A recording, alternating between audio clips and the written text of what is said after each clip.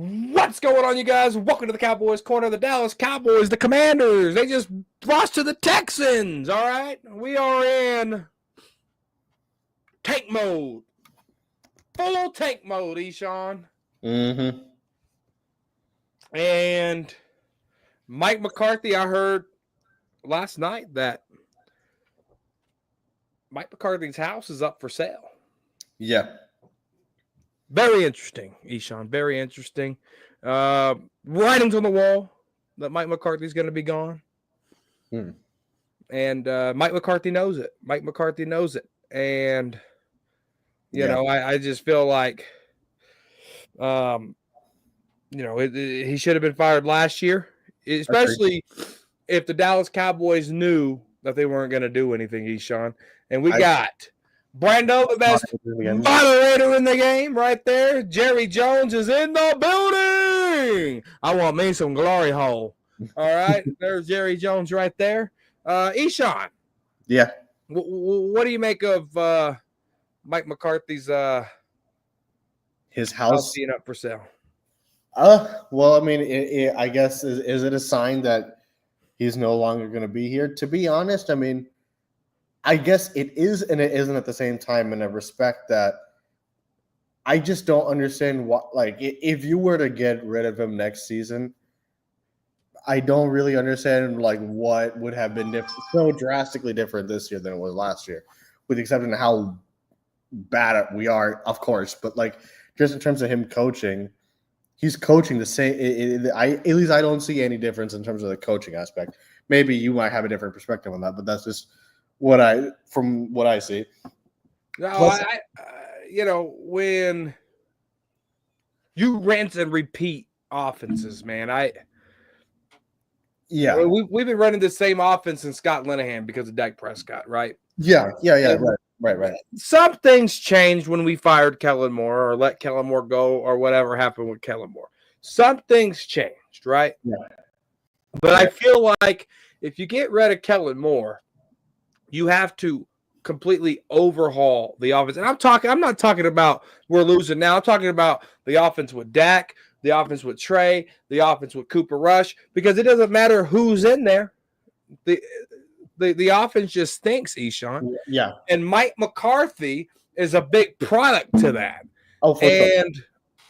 And that's just that's not good. And we look forward to the next head coaching. I mean, there's Deion Sanders, there's Bill Belichick, there's Ben Johnson, there's Mike Vrabel, there's Lane Kiffin, Brian Flores, Cliff Kingsbury, Joe Brady. He's the Bills offensive coordinator. I mean, there's a lot of names floating to the Dallas Cowboys, and there's some good ones and there's some not okay ones. And Bill Belichick is not an okay one, all right?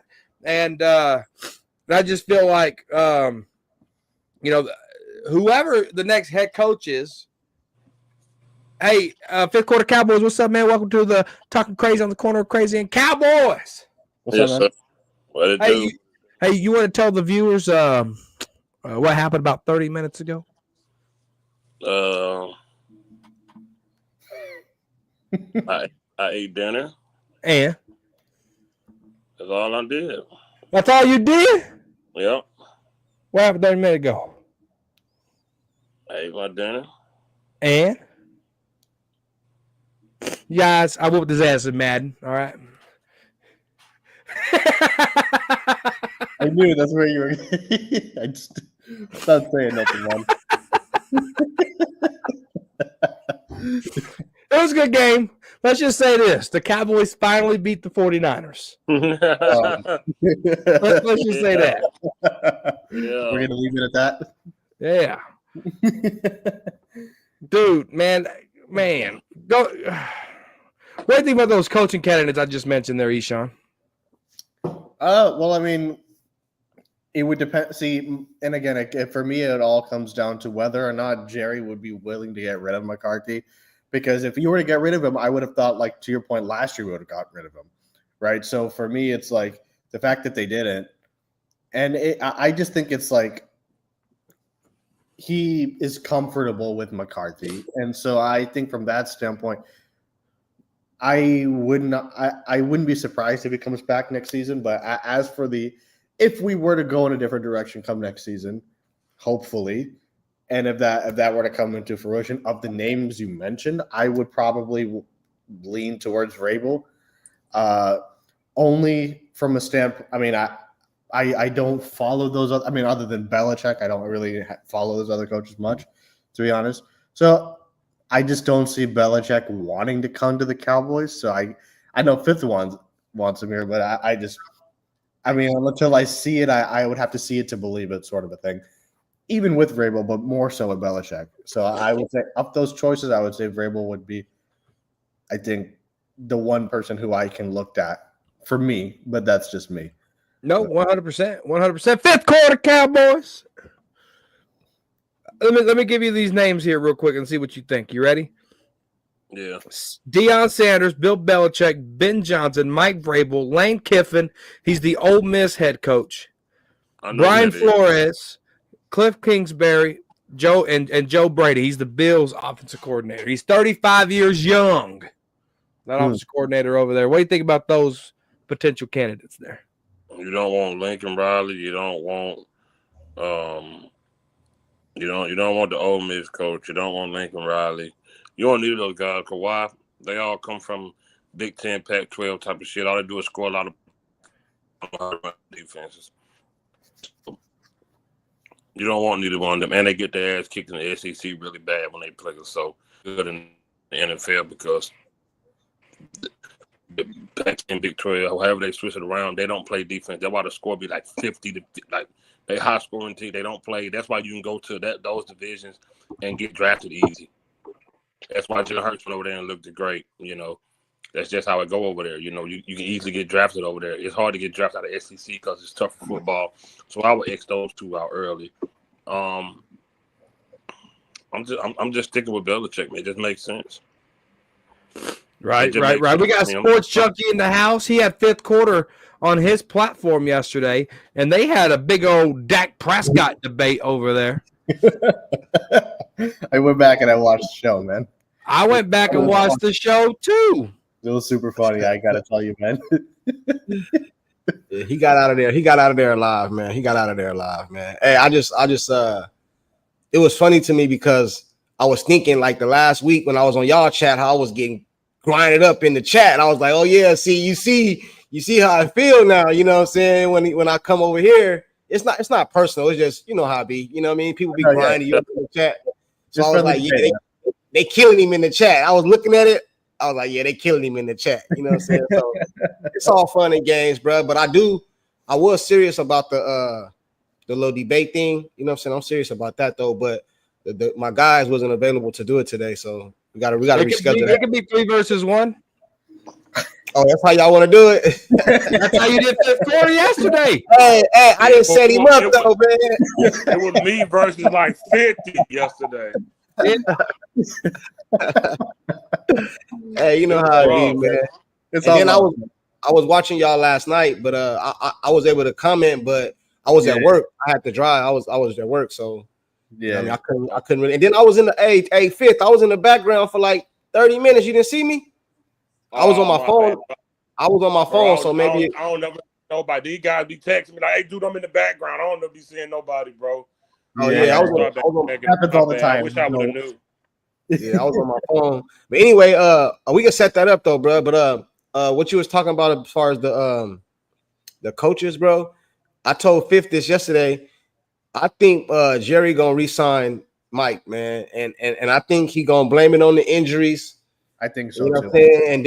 And then on top of that, I think we all agree that Jerry kind of runs everything anyway. So I think we find out who's playing Sunday from who? Jerry. We don't find it out from Mike. Jerry tells us Trey Lance not playing or Cooper Zeke's gonna be playing. So I feel like he's gonna resign him. And if he doesn't, I see him hiring Belichick, not because he's a good coach or nothing like that. I think they're gonna hire Bill because you remember why the Lakers brought LeBron? He was about to break the record, the scoring record. He broke it as a Laker. So what would be up Jerry's alley to bring in Bill to break that record as a Cowboy? You know I think he need 15. I think he need 15 wins, right? What's that about 2 seasons? Something like that, yeah. probably depending on, Yeah. So yes, I think it's gonna be Bill, man. What would you be happy with, and what would you be upset about? Me? Yeah, As far as what? the head coach. What would I be happy about? Yeah, I wouldn't want. what coach would you be happy about? What coach would you be upset about? I'll be upset if he resigned Mike. You know what I'm saying? I'll be upset if he extend Mike. I wouldn't be mad at Bill. You know what I'm saying? But the way Detroit OC did us, man, I would want him. You know what I'm saying? But I heard he asking for a gang of money because when is the last time we had a coach that schemed players open? It was not Jason Garrett. It wasn't. I can't remember. It wasn't Mike. It wasn't Kellen Moore. Kellen Moore only did it when his back was against the wall. Yeah, that's the only time Kellen Moore did it. Yeah. So Ben Johnson, I think we need to bring in a coach that's gonna scheme players open, bro. Because some teams beat us that's less talented over the years because they just like 49ers, bro. I'm not saying they're less talented, but Shanahan schemed those players wide open, bro. They be wide open. They just running out there. You know what I mean? Like, you know what I'm saying? So I kind of want a coach like that, bro. Bill Belichick wouldn't be my first option because I think he's like I don't know, man. You know what I'm saying? Old or like I want a younger coach, bro. Okay, let me ask you this, fifth quarter. Knowing what you know about this current roster and the future of how we can build this team up, what type of mind would you want? A defense or an offensive mind head coach? That's a good question. I want Bill Belichick, like I say, for the simple fact because he's had good all-pro players. We also see him take, players that really didn't have a name and get the best out of them. And I think you need an old-school coach like that with the mind of both sides of the ball because he's a good defensive coach and offensive coach, and I feel like he know how to get the most out of play. Like, he could take a guy like Span Ford. Look how big Span Ford is. Belichick wouldn't know what to do with Span Ford. Ferguson would be a given, but a guy like Span Ford could be a real asset and a real weapon to a guy like Belichick. He would know what to do. He would know what to do with Parsons. He would know what to do with Overshawn. We've seen him do it. You know what I'm saying? Like, I can't think of the Alabama he had from the linebacker he had from Alabama all those years. But we've seen Belichick take players that you might not have known until they went. People might think Edelman was a first-round draft pick because of what they did with him in New England. You know what I'm saying? They might think that. But we want. That's what we wanted Cole Beasley to be like Edelman. We thought Cole Beasley. We thought that's what we want. We wanted that, but Belichick know how to take these guys. See what the Cowboys do, and this could be Jerry. No matter who the players is, no matter who the coach is, they gonna do what they want with you. They gonna do what they not gonna work. They don't use you to your strengths. They don't do that. That's not what Dallas do. They don't use to they've never done that. They like, hey man, look, this is what you're gonna do right here. They bringing guys in and switching them around. They feel Jerry think he can strike gold every time. He think because he moved Tyron from right tackle to left tackle that he can do it with Tyler Guyton too. Yeah, Tyron is Megatron. Like, it'll never be another. Yeah, and I feel like Belichick gets the best out of players that you might remember. Second round, Belichick just knows how to play his guys, bro. And our roster ain't that good, and we can't fix that in one draft. So I want to bring a coach in here that can use the guys that we already got to their best ability. And I definitely want him in that war room during draft time because he knows the importance of protecting a quarterback that isn't mobile because he won Super Bowl 5 or 6 on with one of them. He knows what to do to protect the quarterback that's not mobile. How many times Gronk has came up with big blocks? That's what I'm telling you now. He would take that big tight end and span forward and use him the right way. He would protect Dak. He did with old man Brady forever. Gave him all the time in the pocket. We always said Brady got the ball out quick, but he had much time. And most of those offensive linemen you can't even name. But for the people that are saying Tom Brady made Belichick, because we've seen Belichick with Brady and we've seen Belichick with Mac Jones. And you seen Tom Brady without Belichick. He won that Super Bowl because that team was already built. And they just needed somebody a little bit better than Jameis Winston. That team was already there. The year before they had a good – that team was already there. That team was already there. After that, what happened? Tom Brady did not make Bill Belichick. No way, man. He did not do that. Okay, so what happened when Matt Castle stepped in for Tom Brady? Like he got paid. How many Super Bowl he won without Gronk? Any other team lose their star tight end, what they gonna do? If Kansas City lose Kelsey, what Andy Reid gonna do? He gonna replace him. Hey, I'm saying we lose. You break off. Yeah. Because I was about to ask you about me. Is that me? Is that me or no? It's him. Is it first? Nah. Hey, what I was saying was, what would Andy Reid do without Travis Kelce in the playoff? We know what Belichick can do without the best tight end, one of the best tight ends ever play the game. Gronk, he won multiple Super Bowls without him, and that's what I'm saying now. Tom Brady didn't make Belichick; they both made each other. Man, one couldn't be without the other because when Brady won there, Matt Castle did the damn thing without Brady, and they still won the Super Bowl. And it got Matt Castle paid by Kansas City, I think it was one of those teams. But yeah, I don't buy that Brady made Belichick. That's bullshit, man. They needed each other. Hey, Corner, what about see, we always got to put asterisks by what we talking about right now because we have Jerry. So exactly. Is Bill coming in here with full authority, or what kind of bill are we getting? Like, see, I need to know that. That's exactly what in order to know what my answer, bro. Because first of all, I don't think Bill would take a job knowing Jerry is gonna do this. You know what I mean? Now, let me get to the super chat. Let me get to the super chat real quick. Okay, did y'all see Micah say we're a damn good football team? Delusional at its highest. Oh yeah, he hasn't been good all season. He's been hurt. He's been, he hasn't been consistently as the Micah we want. But guess what, Micah? Your quarterback said otherwise. Your quarterback looked at Trey Lance and said, "We fucking suck." Yeah. So you might want to go ask your quarterback how good you really are because he begs to differ. Yeah, thank you, Mike, for that super chat, baby. I appreciate it. Anybody want to talk on that real quick? No, Micah talks more than he produces at this point, man. He's gotten drunk off of that Cowboys Kool-Aid, bro. Like, we all know his talent. No one can deny his talent, but for the love of Christ, this dude just does not shut up. It just drives me nuts. Oh, my God. I don't know. The NFL don't think they're a good football team either because they want to take them off the show the other night, but they can't because of the Simpsons. So nobody thinks they're good. I'm not delusional. I love the Cowboys, bro, but they suck.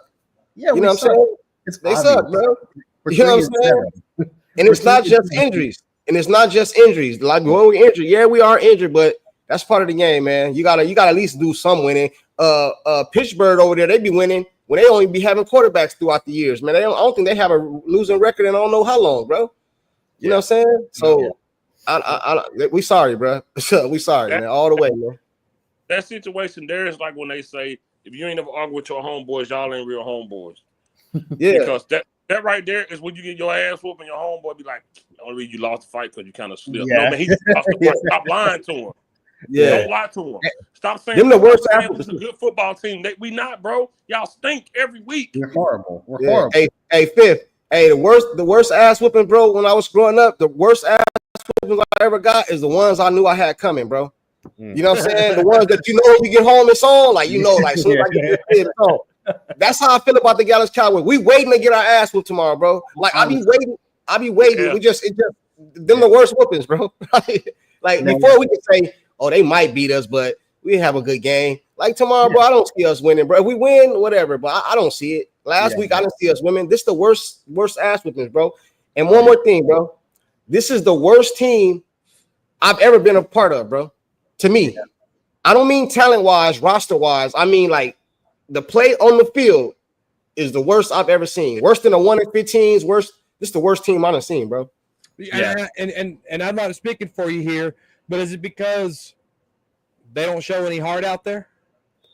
Yeah, this is what I was saying yesterday on my chat. I was telling my chat to name me 5 dogs on the team. Name me one leader on the team. Name them. Somebody said Aubrey. I was like, bro, name me 5 dogs on the team. I'm not talking about little Chihuahua. 5 dogs. Wait, go ahead. Let's go. They named the fucking kicker, man. Come on, let's go. If you mention Jordan Lewis, right now, they named a fucking kicker. Come on. Hey, Fifth. I agree with him, Fifth. I agree with Port on that, Fifth. I agree with him. You said Jordan Lewis is the dog. It's only 2. Hey, it's only I got one dog. It's only 2. It's only 2. Only 2. It's only 2 on the team. Donald Wilson is a thumper. He'll come up and hit What? you. He's third in tackles on the team right now. Bro, But that's not a dog. On the team right now. Hey, what's the definition of a dog? Let's get that out the way first. So, to me, a dog is that's gonna give it their all, play in, play out. And I feel like Donald Wilson, he has some bad angles and stuff. Yeah, but when he gonna come up and hit you, he can come up and hit you. That's Jordan Lewis. That's Overshown. That's Donald Wilson. Jake Ferguson. Chuck your ass. Chuck your ass. I've seen punks that'll fight back, bro. I've seen cowards that'll fight back. That don't make you no dog just because you'll fight back. Shit, you can. No. It's bringing the fight to the field. It's bringing the fight to the field. Overshown, man. Des Bryant, right? Des Bryant. He got in them people's face over there in Philadelphia and laid down 3 tutties on their ass. Hey, it's a fight to the field. Hey, is CD a dog? No. No. No. The answer is no. You're trying to explain. He's a 0.5 dog. He's a 0.5. The answer is no. No. He's not a full dog. He's a halfway there. He's halfway there. No. He's a house mutt. Yeah. Hey, man. Don't no dog. I got 3. Don't no dog get pushed in the back in the playoff game and just walk off. Tyler man. Smith. There's your 5th one. Nah, man. No. J. Lou and Overshown, bro, and Ferg. I give Ferg too. J. Lou, Overshown, Ferg. That's it, bro. That's it. It stops there. I agree with you. It stops there. Yeah, because see, my definition of a dog, the person he's gonna get in people's face. He's gonna show leadership without getting in by the face. He's gonna walk the walk and talk the talk. Yeah, he goes out of his way to like fucking. Hey, man, I know you ain't said CeeDee Lamb was a dog, bro. No, me? No. I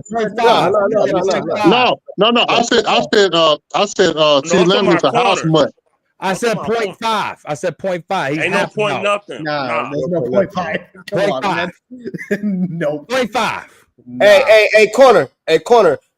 If that, I can't think of who that was. If that dude would have pushed Dez Bryant, Terrell Owens, any of them players like that last year in that playoff game, it'd have been a whole bunch of rumbling, bro. Oh, they're scrapping after that point. It'd have been a whole bunch of rumbling, bro. Oh yeah. But the situation was what? What was it don't matter, man. It don't matter, man. You gonna get a personal foul, 15-yard penalty? Sometimes you just gotta be a little smarter. Nah, man. That's their problem now. Nah, bro. That's why they get bullied now. See, they had a hurt shoulder and they're trying to win this game for us over there. Corner, you work, right? You got a job, right, Corner? You work, right? I collect unemployment. Oh, okay, cool. Well, when you did work, what if somebody came up here and slapped the shit out you and you was at work? What you gonna say? Oh, we at work. I gotta wait. I'm calling the cops. Yeah, right. He's lying. Hold on, I got a super chat here. Sad to say, but as long as Jerry is here, it doesn't matter who the coach is because Jerry will interfere. It's cultural issues that come from Jerry Jones. I get sick of hearing that. That's bullshit because we've had teams that. No, I don't. I'm sick of hearing that because we've been there. 2014, 2016, the last 3 seasons, we went 12-5. We could have got there without Jerry doing nothing. All we had to do was play better. Say, you forgot. You know what? Played better in those 12-5 season, that 13-3 season, the 14, that was our year with the Dez Bryant. That was our year, man. If we'd have played better, we could have got further. We got to stop saying Jerry's we get there. There's been times we've gotten there. It's just not Jerry. It's just the team don't play good when we get there. The defense fold or the offense fold, whoever folds. But we get there with the coach. We got there with Mike McCarthy 3 times. We got there with Jason Garrett 3/4. It don't matter. But so Fifth, that was in spite of though. That was in spite of Jerry. But how many people? But some people get there with bad coaches, bad owners. We putting too much on Jerry. We got to start focusing on this team when they be on that field. When we beat Tampa Bay and then we went to the second round and lost to San Fran, that wasn't Jerry. We had a team. We've had close to 3 wide receivers with 1,000 yards. We had the best running back in the league. We had the best offensive line. Y'all said Dak has won MVP. He was runner up. We've had the teams. Let's stop saying don't matter who's there. Blah, blah. Nah, bro, we be getting there, bro. It's just that they fail when they get there, man. Jerry don't discipline the players, bro. It's Jerry's fault. No. He's the general manager. You missing the point, man. If you got a coworker that's late every day and your general manager don't do nothing about it, what are you gonna do? You're gonna be late too because the GM don't care. Go ahead, Chan. Okay, hold on, DJ. I got to say this. The problem with Jerry, yes, you're right. We'll get there. Every 4 years, the Cowboys come up with talent. But the problem is whatever system that at the time, if it does not get them to the promised land, Jerry would give up on it and go to the next thing that's going on in the NFL right now. That's the problem with Jerry Jones being the GM. They can't stick to what they want to be. Right now, what's the Cowboys' identity right now? Even the last 3 years where they went 12-5, their identity on offense supposed to run the ball, but they did not do that. They pass happy. Mike McCarthy is pass happy. The defense is finesse. Right. We don't know what the Cowboys' identity going to be next year. Yeah, it goes back to Jerry. As long as Jerry is the GM, that's the problem.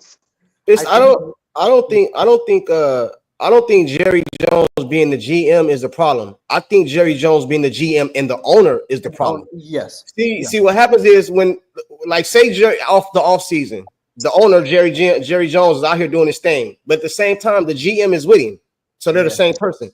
So the GM is not doing what he needs to do in the off season to better this team because he over here worried about the Mike Tyson fights and the Beyonce concerts and anything else he can put off in the stadium to make the owner more money instead of worrying about the GM's position, if that makes sense. You know what I'm saying? Right, because the GM, I like that. I like that because you got the owner, you got the GM, then you got the head coach, then you got the players. There's no accountability between the top two positions that I just mentioned, owner and GM. There's zero accountability, and that trickles down. That's why Jason Garrett was over here sounding like a robot every time. Right kind of guys. We play football. This is what we do. Great player. And then Mike McCarthy. I regret this. I regret that. Bad time management. Because it all starts at the top. We've been, dude. Go watch a Cowboys corner video, a fifth quarter video, a Cowboys champs video, maybe a sports junkie video. I don't know how long he's been doing tubes, but you go play a video from 10 years ago from Cowboys corner. You're gonna say, is he talking about this year? Yeah. Because nothing's changed because of what's at the top. Mm-hmm. I mean, and that's the problem right there. I mean, that's the problem. There's no, like you said, Jerry Jones wants to be comfortable. He wants comfortable people. 99 by B-Bird here said no team with bad culture has won a Super Bowl. Thank you for that. Yep, that's true. And then and the Cowboys and like just say that Mike McCarthy go off on a Parsons like behind the locker, but not behind the scene. What he gonna do? He's gonna go over his head and go to the GM/owner. Yeah, and that's where no accountability.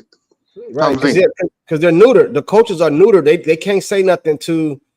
If Mike was to go tell CD, hey, don't go do that. CD can just, and they know Mike is. It's no, bro. Mike's a puppet. Man. When it comes to the brand, you have it's like protecting wrestling.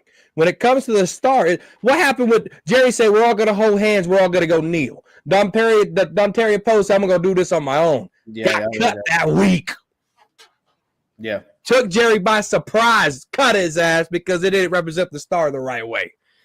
There's no checks and balances. You'll do it whenever it hurts the star, but you won't do it when it hurts the fans, Jerry. There's two different things. You have to take care of what supplies you because the next generation of Cowboy fans isn't pumping oil into that star, Jerry. Hey, Ishan. Hey, I got a question. Let's say that Bill Belichick was the coach as of right now. And Jerry Jones landed that helicopter on the goddamn field and interrupted his practice. It would have been all over the news, bro. Oh yeah. Belichick, he wouldn't have played that, bro. Mike Mike didn't say nothing. Did you see Mike? He just looked, bro. Yeah. He couldn't say shit. He couldn't say nothing. Yeah. What, Well, what no, do you Mike say? is not that. Mike is not that personality anyway, as it is. And Belichick. Bill would have been mad. Will Bill have been mad? Oh, for sure. Yeah, no, 1,000%. Oh, and Jimmy Johnson would have blown a gasket out there. Oh, Jimmy Johnson would have been fucking. Cowboys kid, what's going on, man? Welcome to the corner of crazy Cowboys, man. What's up? What's up? How's everybody doing? What's going on, man? I got I'm in DC, right? So all this, everybody's getting worked Cowboys up. kid, I'm sorry. 1 second. This ain't a negative channel. This is a real channel. The rainbows and unicorns get left in the trunk of the car. You don't bring those in when you bring in the groceries. You leave those in the trunk. We eat around here. We cook. We leave the rainbows and unicorns in the trunk. Go ahead, kid. Yeah, man, it's just so much. It's just the Hey, Dallas Cowboy fan night today. I seen a lot of people over here for you guys. The only content creators that will spread the love. Thank you, 1980. Appreciate you. The power man himself. Go ahead, kid. I'm so sorry. Nah, you're good, man. It's just like the culture of the team is bad. Everything keeps stacking up. It's just bad culture, no heart, no drive, no passion.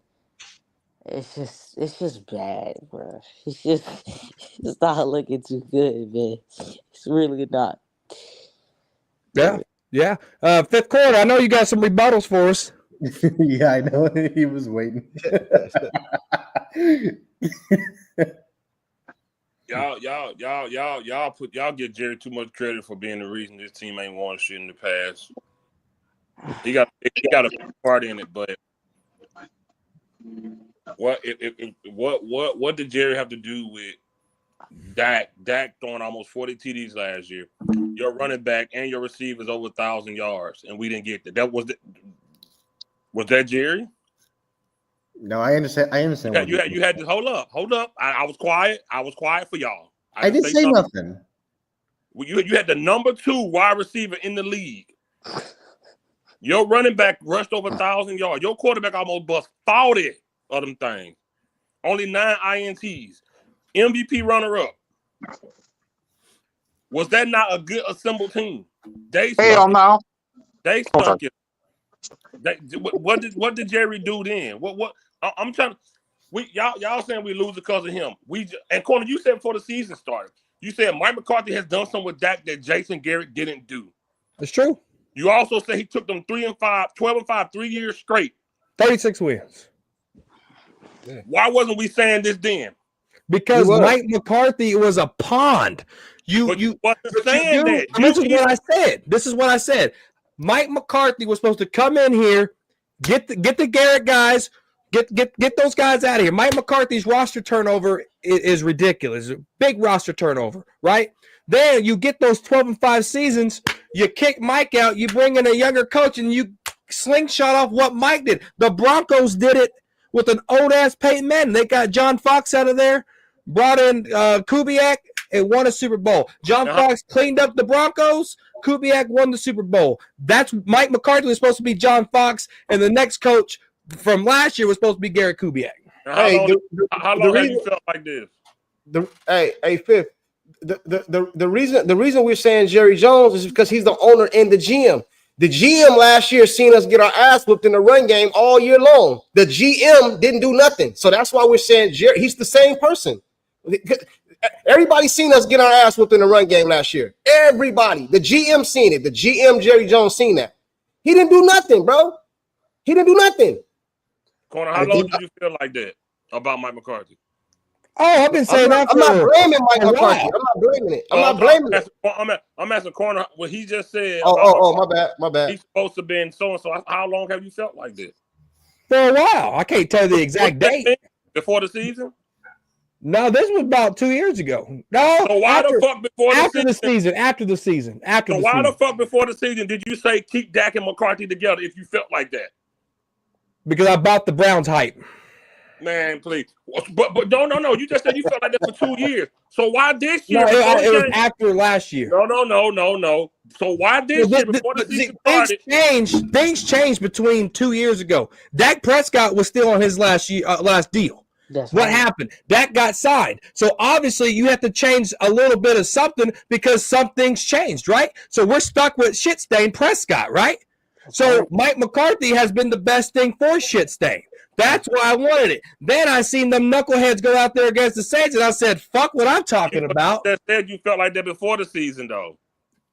After we lost to the Packers in January, that's when I said that. That's when you said what? That Mike McCarthy was the pawn. You cut him, bring the new coach in here.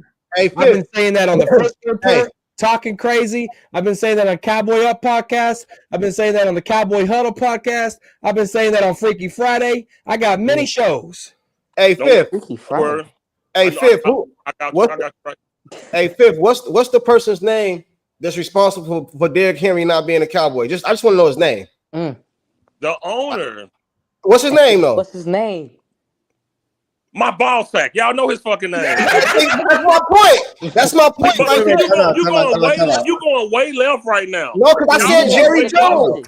I said Jerry Jones. I said Jerry Jones is the way point. left. What I'm saying is, why, if you got the best second receiver in the NFL, your running back is killing, rushed over 1,000 yards. Your quarterback is probably top 2 last year. Why didn't you go? What the fuck did Jerry have to do with that? There was the general manager. He's supposed to go make those moves. No, what did he have to do with them not going further when you had a good assembled team? Because we got beat up in the run game. Oh, he didn't listen, bro. We had a good team. No. And like you guys said, like you always say, we had a good regular season team. Like you always say, we had a good regular season team. So last night, the other night on your thing, you said the defense stunk it up. Now it's Jerry. No, bro. I'm saying everything. Can I just say multiple things? I didn't say it was one thing. I'm saying the overall problem of the Cowboys is Jerry Jones. Whether you want to say the owner, the G. Listen, bro. Jerry Jones is the owner. He the GM. He the coach.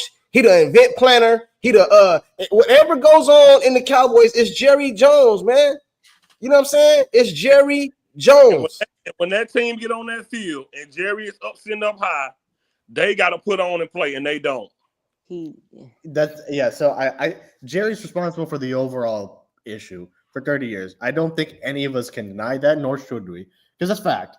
But I understand what Fifth is saying. That, I mean, look, between those white lines, you got to still play. So I hear what he's saying. I think we're just kind of saying it in different ways. That you had a good team. They put everybody showed their ass out there. Like they just didn't do shit when it mattered. We cannot deny the fact that Jerry Jones is responsible for 3 decades worth of failure that we've had. Everybody want a CD signed, they signed. Everybody want a Dak signed, they signed. Not everybody. No. Jerry Jones, the owner. Hell no. Well, I'm not talking about y'all. Jerry Jones, the owner. Okay. Jerry Jones, the owner, is not at fault, bro. I agree. Jerry Jones, the owner, is not at fault. I'll give him no blame. Jerry Jones, the GM, is the one I'm talking about. What you blaming for? Bro, did you see us playing last year? Bro, everybody asking. Bro, I'm about to tell you. The Buffalo Bills, they got like everybody, like I guess the general consensus, not us, not me, not y'all, but they would say Josh Allen is one of the best 2 quarterbacks in the league. Bro, when they played, when we played the Bills last year, he threw the ball like 10 times. They just ran the ball on us all up and down the field. That's the GM. That's the GM. The GM should see that and go get somebody to stop the run. I'll tell you what the GM did wrong. I'll tell you what the GM did wrong. I'll tell you what the GM did wrong.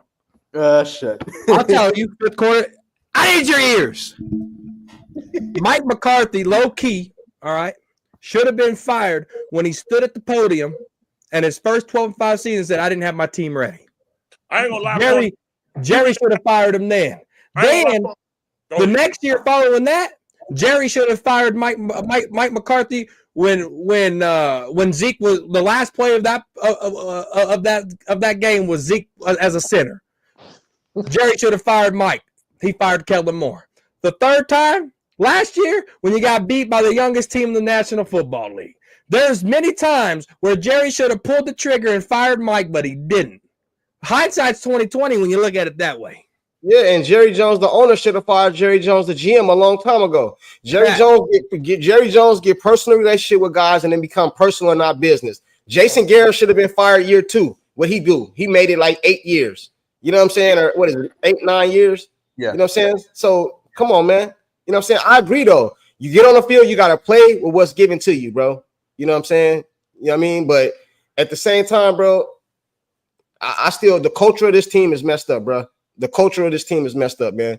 Straight up, bro. Don't no other organization do this. I can find some people right now. I can go find 10 people, put a gun in their head and say, hey, man, name me 5 owners or you die. They dead.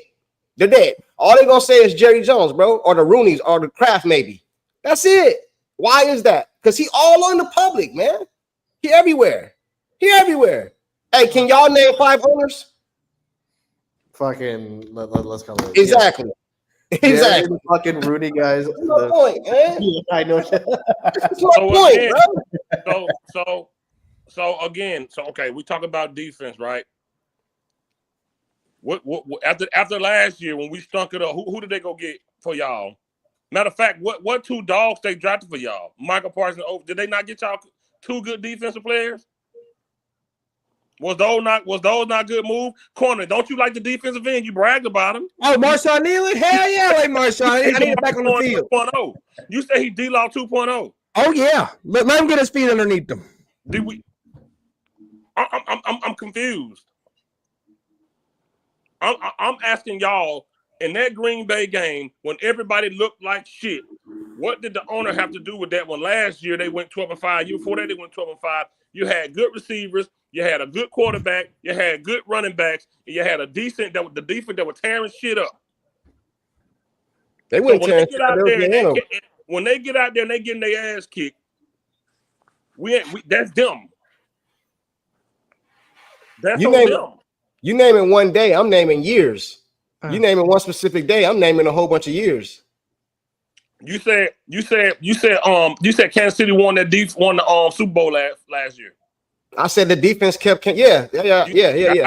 You said the defense. You said Patrick. Yeah, I believe I'm saying it. Yeah, I agree. Name 5 players on that defense. I can't. But listen, but I watched the game. Hold on, bro. Can I answer? Can I respond? I'm just moving my hands. I ain't even said nothing. Can I respond though? Can I respond? Everybody that watched that game last year know Patrick Mahomes got the MVP. But we all know that was a defensive game, bro. Like, we gonna sit up here and act like the defense didn't keep them in the game. The defense didn't wreck the game. Is that what we saying? But the problem is, the quarterback gets the most recognition. The quarterback gets the most recognition of any success. Eli Manning went viral in March for a rap that he said, "Psych, I beat Tom Brady twice." He wasn't on the field at the same time as Tom Brady during competition. He didn't beat Tom Brady. That defense did. So that's what I agree. If Kansas City defense that won that Super Bowl, you say, were they better than our defense last year? Yeah, they won the ship. Yeah. No. Statistically, were they better than our defense? No. All right. Now, and I say that to say this. They went out there and bust their ass like they were supposed to do. They had dogs. Gave their quarterback a chance. They had dogs. I said, name me 5. Bro, the defensive line won that game. Just like I can't name you. Hold on. I can't name you 5 defensive players in that Denver Super Bowl, but we all know Peyton Manning didn't win it. Well, against the Panthers? Yeah. DeMarcus Ware, Von Miller. Hey, bro. But that was a defensive win, bro. All I'm saying is, man, just the quarterback get all the recognition like he just said. But a lot of these Super Bowls get won from defensive play, bro. But you missed it. My point was that Kansas City defense had regular guys. They didn't go out and draft. They didn't go out and draft our front line of pro. But they didn't have the culture that we had. Is it the Chiefs GM or is that Andy Reid? Oh, Buster Douglas was a regular guy till he beat Tyson. Y'all missing my point. You know what I'm saying? Wasn't he a regular guy till he beat Tyson? They had dogs, bro. They had dogs. Tyson. They had dogs, bro.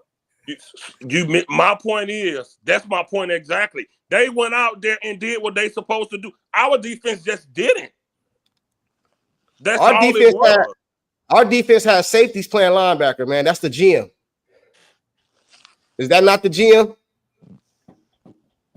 That's the GM. I would argue that's the GM, bro. That was the that's GM. coaching. No, I'm saying that was the DC. The fact that you got them. That was DC. But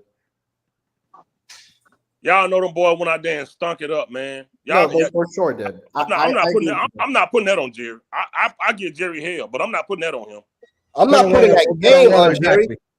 I'm not putting that game on Jerry. I never said Everybody that. praised Dak for these 12-5. Now all of a sudden, it's Jerry. I'm not blaming Jerry for that game. Threw almost 40 touchdowns. CeeDee Lamb had them to 2,000. Tony Pollard over the. But Jerry ain't giving y'all nothing. I'm talking about the culture of the team, man. Culture. We're not talking about winning. The culture of the team, man. I'm talking about the games, man. I'm talking about the culture of the team, man. We have What Fifth. does the culture of the team have to do with going out there not playing football? Hey, Fifth, I want to know where you at, bro. Let me ask you a question.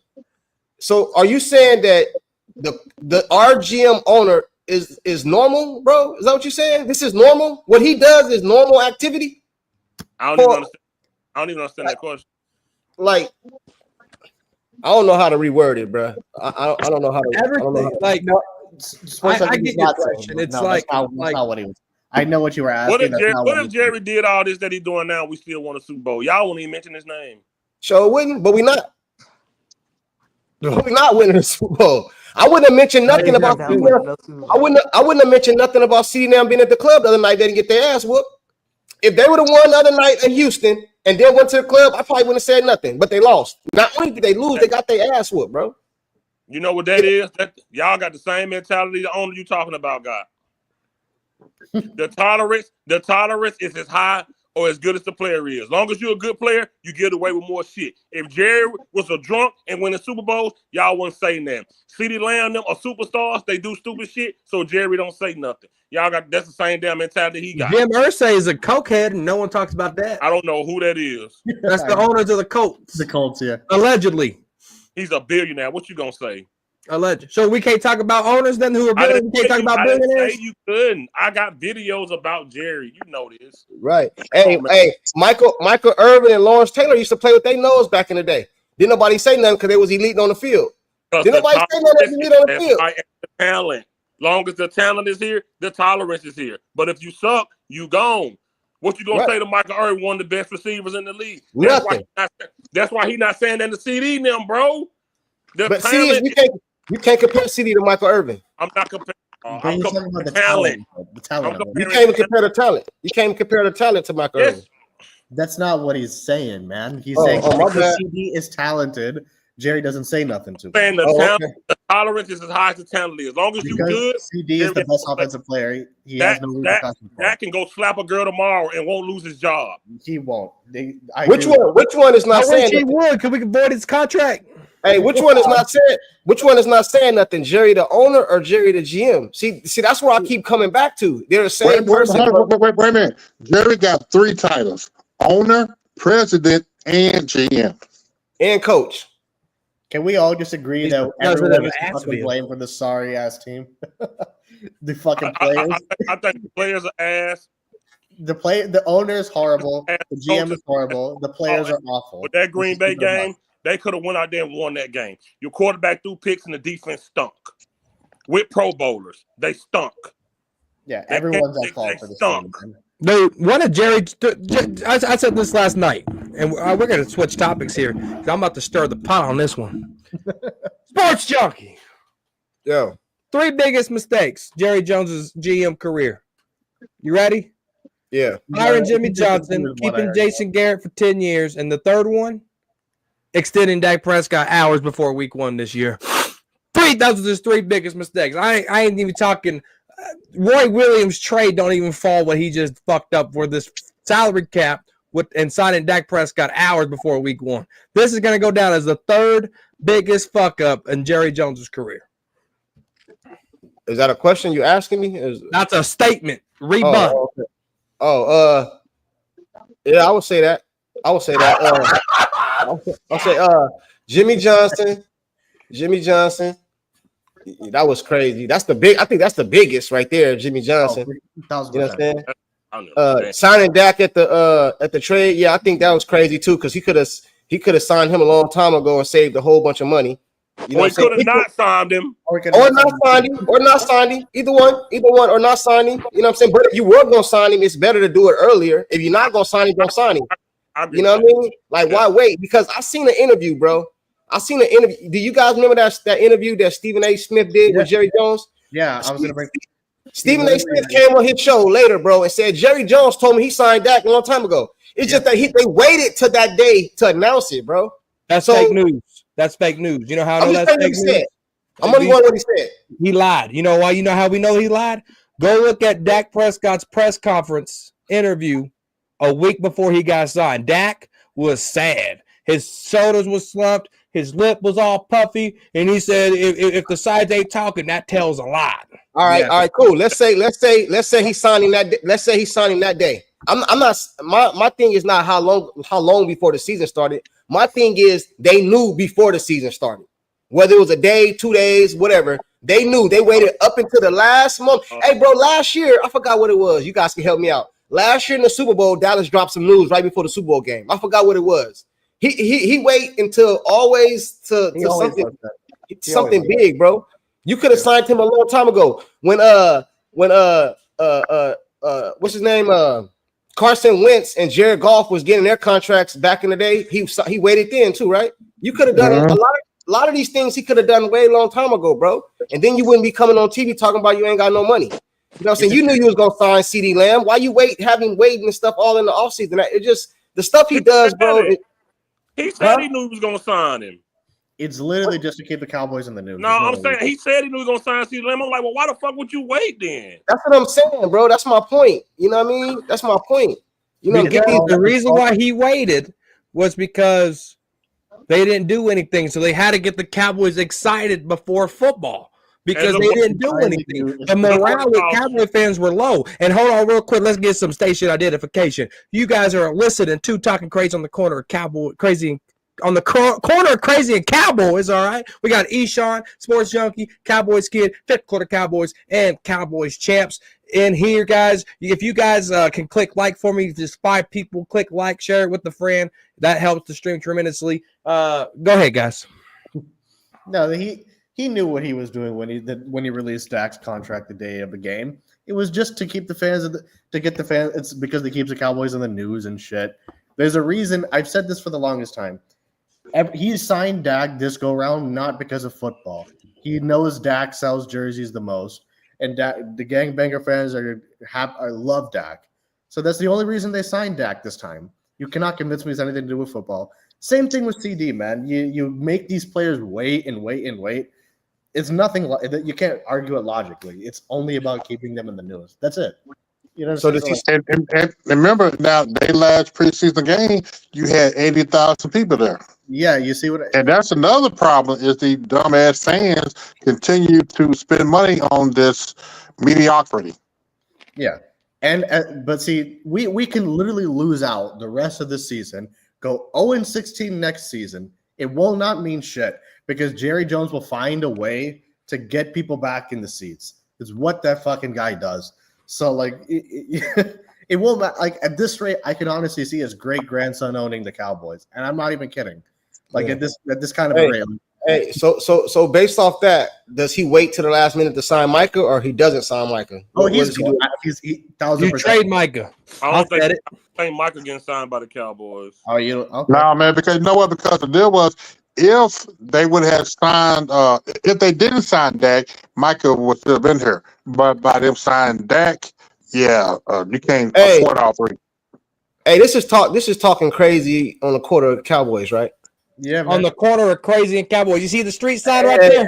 Yeah, I see it, man. Hey, man. This might sound messed up, bro. I'm tired of Micah, bro. If I was Jerry, he up out of here, man. He up out of here, bro. I don't care, man. A couple weeks ago when they said that, bro, he up out of here, man. I don't give a damn. And then the thing about it is, you want a podcast? You want a podcast? Cool. I'm gonna send your ass to Carolina. Let's see how good your podcast do over there in Carolina. You know what I'm saying? You're lucky Utah don't got a team because I send your ass to Utah somewhere and you can go podcast over there, man. You know what I'm saying? Hey, and Trayvon Diggs, you too.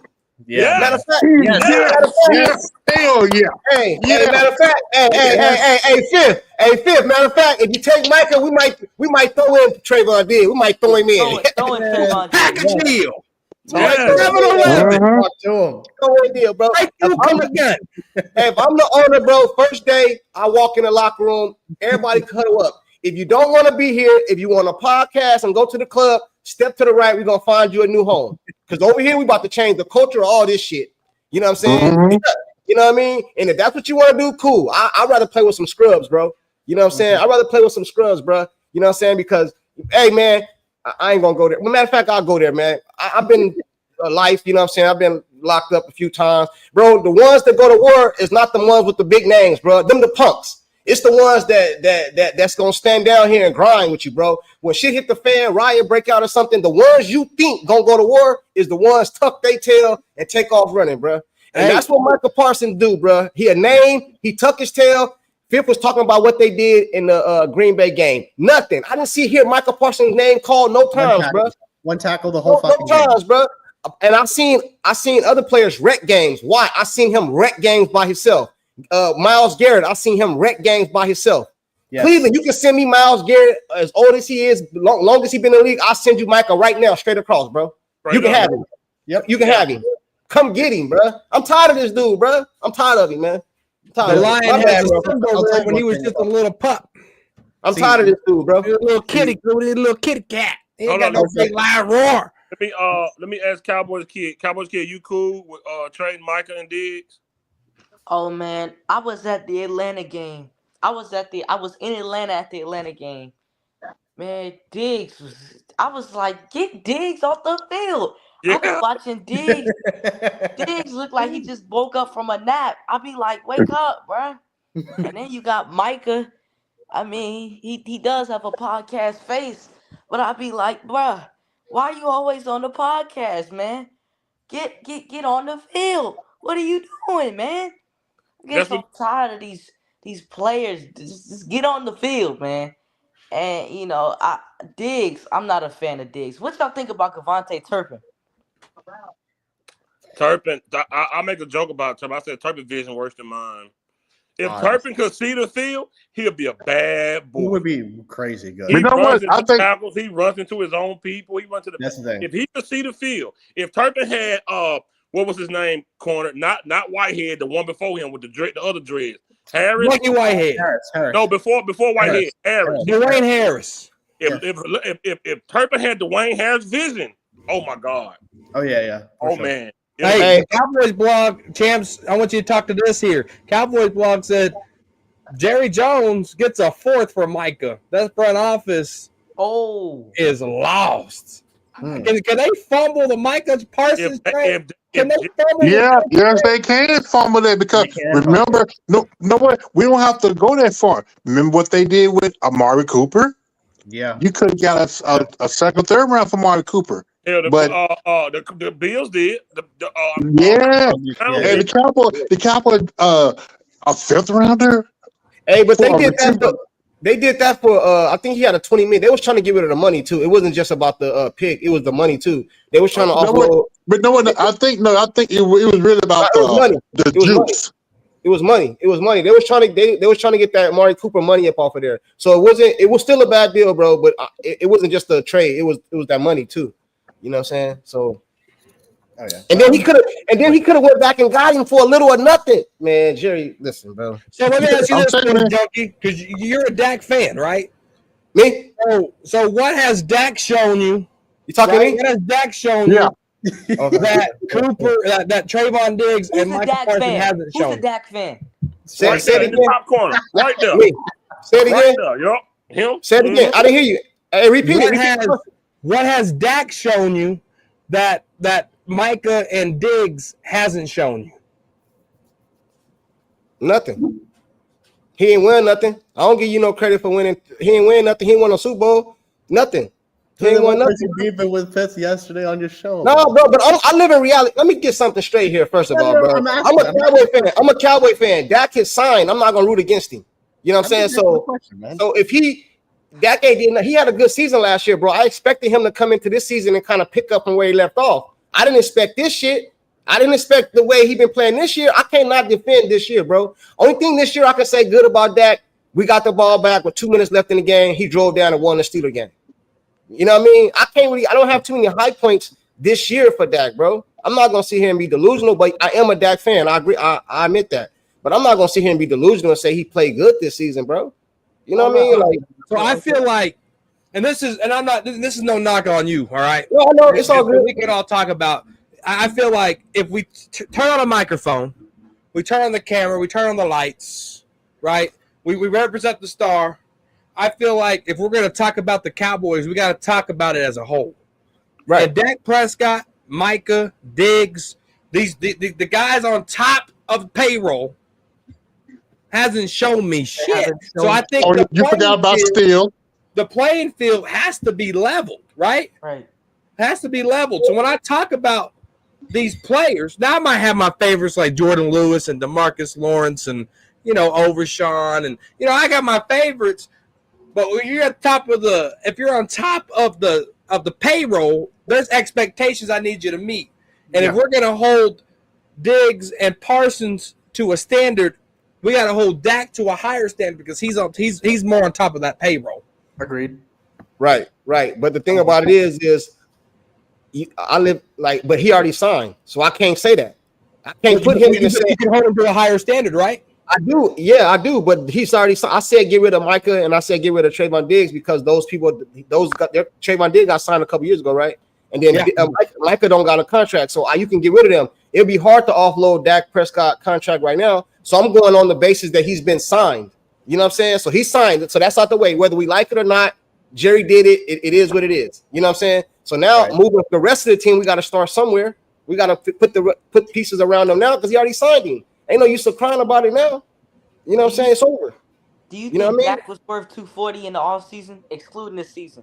Little louder, champ. Say it again. Little louder, kid. Do you think that Dak was worth what they paid him, not excluding how he's been playing this season? In the offseason, do you think Dak is worth what they paid him?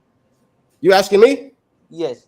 Oh, well, I don't look at it like that. I look at it like this. When you go talking about somebody's worth, I don't talk about other men's worth. You worth what somebody is willing to pay you. And this is an NFL. Hold on. This is the NFL. I can go out. See, we fans. We sitting at home with our feet on the couch eating wings, start watching the game. These dudes is out here taking. We're not just fans. Hold on. No. These dudes out here taking. Look what happened to Tua the other day. These dudes can go out there and not walk no more. But I'm gonna tell somebody how much they work, how much they can get paid. I ain't doing that, man. I ain't paid them. If the owner pay him the money, it is what it is, bro. You know what I'm saying? My uncle played for the Dallas Cowboys. His name is Manuel Hendricks. You can look him up, bro. And I hear the stories he tell me about Jerry Jones and the injuries people used to take, all the stuff they go throughout the week. But I'm gonna tell somebody how much they worth. You know what I'm saying? I ain't gonna do that, bro. You know what I mean? Like you work what somebody willing to pay you. You work what somebody willing to pay you, bro. That's it. That's his way of not saying Dak stink, y'all. That's all he's doing. Hey, all right. Let me ask you. He's just trying to cover it up because he ain't talking none of this shit. He ain't talking none of this shit not on his channel. Y'all don't let him fool y'all on here. Look at my channel. Kicking this. Hold on. The other night, I'm telling y'all. Nah. Hold on, Fifth. I got a whole video that I said the exact same thing I just said.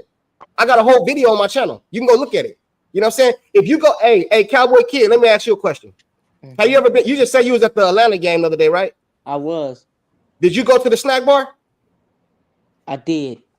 Was that bottle of water $5 you spent $6 on, $7 on? It was not. But at that game, that's what the market is set. It says that, and you either gonna buy that $7 bottle of water or your ass gonna be thirsty.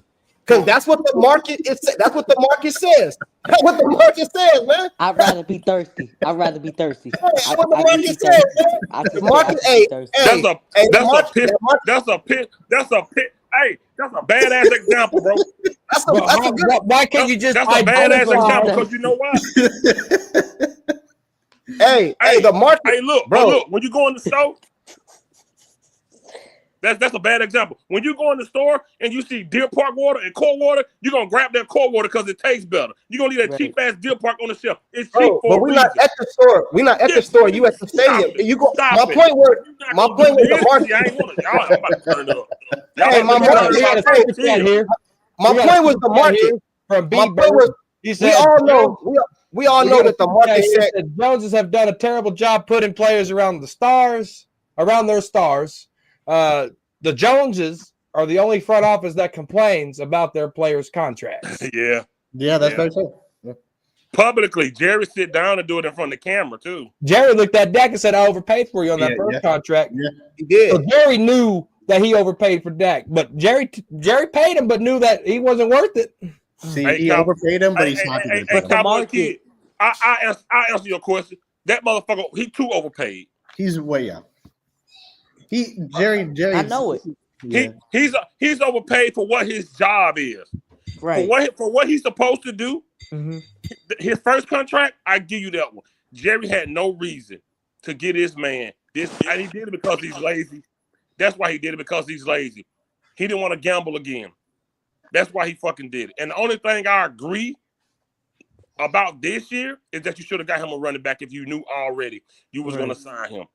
You should have got him. And I said 2 years. I said 2 years ago, Cowboys draft a running back. Yeah. Last year, but nah. And I got it. And look, I just spent so much money. He don't mind taking my money. So I'm damn sure gonna talk about some of their players that I think overpaid. Because I done bought hella jerseys. I done been to hella games. Hell, I got on Cowboy shit right now. So they can take my money, but I can't talk about if I think that motherfucker overpaid or not. Oh yeah, you can talk about it. You got every right to, because we're not just fans. We're not just fans. We turn on our lights. We turn on our tablets. I pay for a fucking StreamYard deal to talk about the Cowboys and have the graphics and put up my time and my energy. I'm going to tell you if somebody's overpaid on the football team that I love, because that's the type of fan, and that's the type you think with breaking news. First Take, Undisputed, all these guys, players get played. They're talking about their pay. Yeah. They're talking about their pay. They're talking about their money. Why can't I, as a fan? If you want to be honest, all these players overpaid. We all go to working jobs. They go play some sports, get millions of dollars. Okay, but you know what I'm saying? I think all of them. I don't think none of these dudes. I don't think none of these deserve that money. But this is the game. This is the business, bro. How can I? You know what I'm saying? It's the business. What am I supposed to say? What am I supposed to say to that? It's the business. Jerry fucked up and overpaid Dak Prescott. So you're supposed to tell me. You're supposed to tell Dak to kiss your ass when he asked you to be the $60 million quarterback. Bro, I didn't sign him. I didn't sign him. See, Sports Junkie had these escape routes, y'all. I didn't sign him. Bro, I didn't sign him. He'll say, you signed and put some people around it. I ain't signed them. I can't count the man pocket. They all overpaid. And what all this do? Circling the way around Dak, so he ain't got to talk directly about Dak. He doing everything directly about Dak. Did I not? Him. Hey, bro. Did I not just say right now? Hey, Fifth. Did I not just say right now? Hey, Fifth, did I not just say right now this year? Did I not just say this year? I just said that a few minutes ago. I just said that he ain't played good this year. I just said that. But what you told me on your channel though, man, Fifth, he ain't had nobody. He got beat up this year. And that's what you told me. I'm still saying that. But now you said he ain't playing good. You told me it was because he didn't have nobody around him. I agree. It's the same thing, bro. No, it's not the same thing. Listen, he didn't have nobody around him before he didn't play. Okay, cool. Let go here. Let me put it easy. Let me break it down. I believe me personally, I believe Dak Prescott would have had a better season this season if he had had a run game and another receiver on the right. Can I say that? I believe that he would have had a better season if he would have had a run game. If you look around the league, a lot of these quarterbacks have run games. He has none. Right. His offensive line, it ain't holding up. Can we all agree on that? His offensive line, yes. Okay. We can all agree that we ain't got no run game. Can we agree on that? Yes. Can we agree that it's only one receiver out there and CeeDee Lamb? Yeah. like you know what I'm saying? Okay, we'll throw Tolbert in there if you want to throw Tolbert. That's all I'm saying. That because he ain't even. That's all I'm saying, bro. So I believe he'd have had a better season this year if we'd have had those pieces. So that's what I mean when I say they'd have put pieces around him. That's all I'm saying, bro. Go ahead. Okay. Here's my take. No one pointing the gun to Dak Prescott to sign that contract, which I don't blame him. If I was him, I wouldn't have signed that contract I'd have too. signed that But motherfucker. What the? Yeah, if I was yeah, hell yeah. Here's the catch. Yes, we know the Cowboys don't have a running game. Yes, we know the offensive line's trash. Yes, we know the coaching staff is not helping him out either. But when he signed that contract to be the highest paid NFL player ever for right now, I expect him to have his Cowboys cake out on every game, every play, every down. And he's not that type of player. And when his production is not making to the money he's making, oh damn yeah, I'm gonna turn his ass up. And he deserves it. But the problem is, not just Sport Junkie, no, but a lot of the I call them Dakaronis, they in their feelings. They start crying when we start talking about Dak, especially talking about Dak don't have no protection. And then I heard that Jerry Jones is sabotaging Dak by not having an offensive line or a running game. That got nothing to do with that. When you signed that $60 million contract, all bets are off. You're supposed to play up to your contract. Hey, one thing I'll say to that man is Dak, I don't give a goddamn how much money he got. He ain't above criticism. You know what I'm saying? Now, I'll stand up for him, but he ain't above criticism. All these players can get talked about. I don't get mad at somebody else. If Fifth was on my court, I go back and forth with y'all all day. I don't take it personal. Dak ain't my cousin. He ain't my uncle. You know what I'm saying? Like if Dak get traded or something, I know he got a no trade clause. I know that. But if he was to go to another team, you ain't gonna hear me on here talking about Dak Prescott. I might look at him every once in a while, but you ain't gonna hear me on here rocking for him like that. He a Cowboy, bro. He signed, and I'm a root for the dude. All right, we got JL on the corner of Crazy and Cowboys right here on Talking Crazy. What you got for the show, JL? What up, man? How's it going, fellas? Welcome. Hey, man. Hey, in my opinion, man, Dak is a bus driver quarterback. In my opinion, his best days are behind him, and Cowboys need to go ahead and drive a different quarterback, man. Dak, he's becoming injury prone now, man. Yeah, too many injuries. In my opinion, the problem is, my uncle told me a long time ago when I started my first business and I feel bad, and I'm like, man, I put it on work. He was like, man, look, sometimes hard work just remain hard work, man. And Dak worked hard. He worked hard all season. OTA, he worked hard. He stay in shape. He go out there and he give it his all, injured or not. He worked hard. But sometimes hard work just remain hard works, and you don't go no further than that. There are people that have put their all into businesses and failed. Even you like, man, I worked my ass off. Hey, man, sometimes it's how it work out. Dak has reached his ceiling. There's nowhere else he can go. There's nothing else he can do. We know his throwing ability for 9 years. We know his footwork for 9 years. We know his accuracy for 9 years. We know he gonna either corner call a mile high and shoelace because he's gonna throw it up here or down here. And I made a point last week. Let me say this: Dak is a better quarterback than Cooper Rush overall, but I don't think Dak hits Turpin and Scribe for that touchdown. I seen Dak do that one time. And it was Rod Smith, Jalen Smith brother, for a touchdown against the Giants. Against the Giants, yeah. But he reached his ceiling. I don't think Prescott will get us a Super Bowl. I don't think he's the guy. That last year, 2023, I went against corner because I was on Dak. He was supporting him from jump last season. I supported Dak all 2023. I was telling everybody. He was on the playoff game. Powerful tool. I said, man, Dak ain't finna let Brock Purdy come in here and shut up and do us bad. I said, Dak gonna fucking shine. I was on him, but he just done. It doesn't mean he's not a good quarterback. He work his ass off, bro. He's a good guy. That's cool, man. But he won't get us the Super. I don't give a fuck what coach we got because his quarterback ability is limited, especially now with all these injuries. And this is the third injury on that same leg. He had a boot on that damn leg in the offseason. Yeah. He had a boot on that same leg. Just the same ankle he broke. His mobility is gone. His pass, his accuracy and passing has never been there. And he ain't never had a big arm, which you don't need.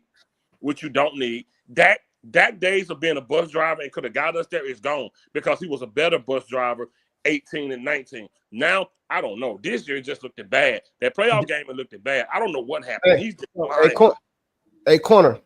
Yeah. Can I say something real quick? Let's talk crazy, man. All right. Check this out, right? We all talking about Dak Prescott and his abilities and stuff like that, right? But these are the facts. We all Cowboy fans, I believe. Everybody's a Cowboy fan up here. Dak Prescott is signed, so he ain't going nowhere right now. You know what I'm saying? So what we need to do is figure out what we can do to put ourselves in the best chances to go in, bro. Because he ain't going nowhere, bro. Ain't no use of arguing about it. And then I know JL said draft a quarterback, but if you draft a quarterback, the way it works is he's gonna be on his rookie deal. Dak signed for 4 years, so within 4 years you're gonna have to either let that go and then play the dude you've drafted, but you ain't really had time to see him. You already had time to see him. Here's Junkie. Go ahead. Let me ask you this. This is a legit question. Yeah, because we're not stuck with Dak. There's a thing called release. There's a thing you can release him. Yeah, Russell Wilson got traded. Daniel Jones just got signed. Just a couple years, got cut. Right. Trevor Lawrence is about to go on this same path of these guys.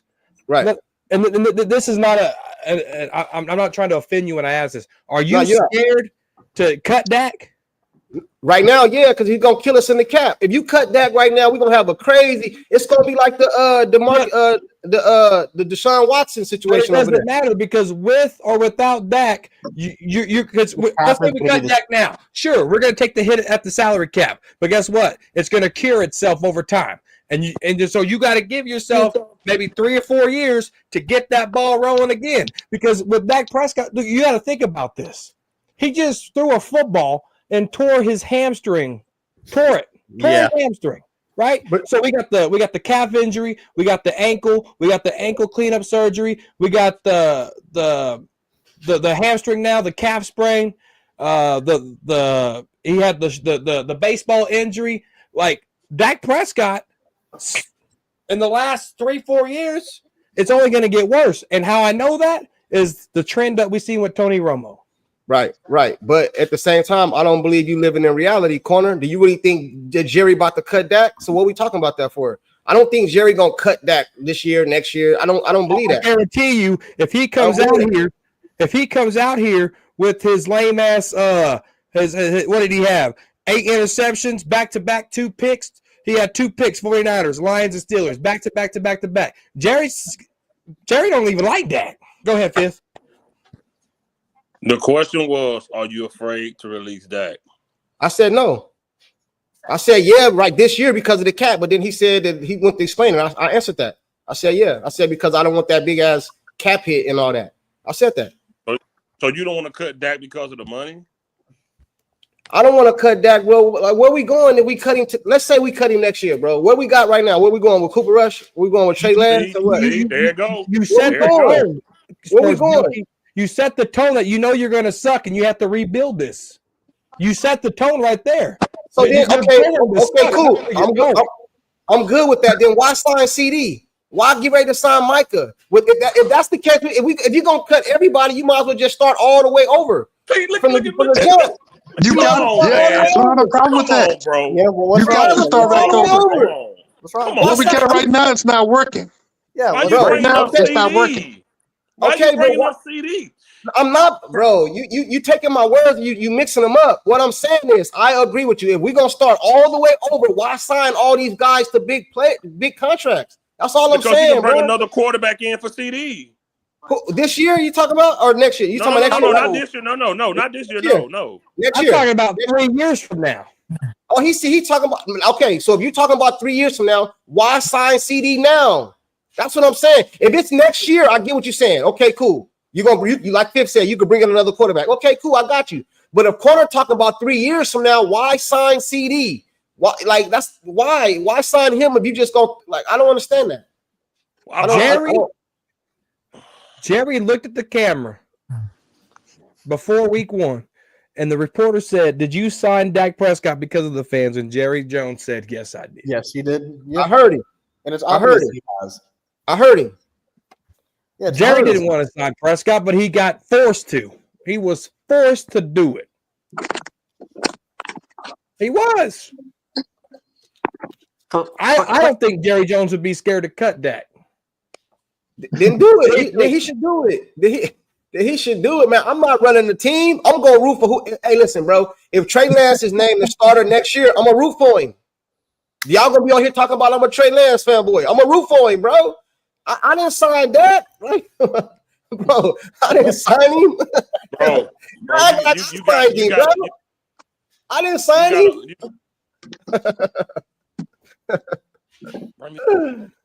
Bro, you got to understand, bro. People are saying that because every time we bring up Dak, you take it somewhere else. Like what? I said I didn't. Okay, we just asked you why you cool ask me a direct.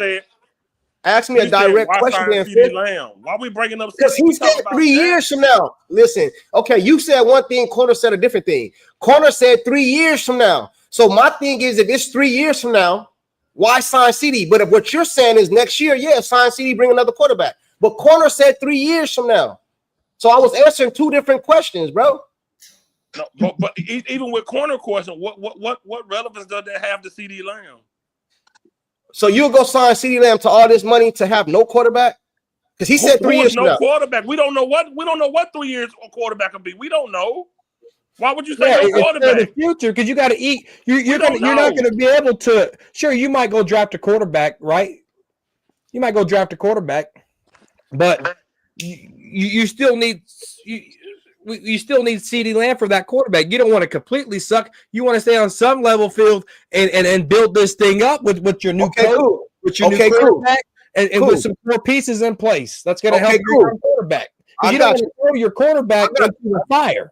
That's what happens with these teams that start fresh over. They come in here, they draft a running back, they draft they draft their quarterback, their wide receiver, their running back, they draft a couple offenses, and they just throw them to the fire with no chemistry, with no veteran experience.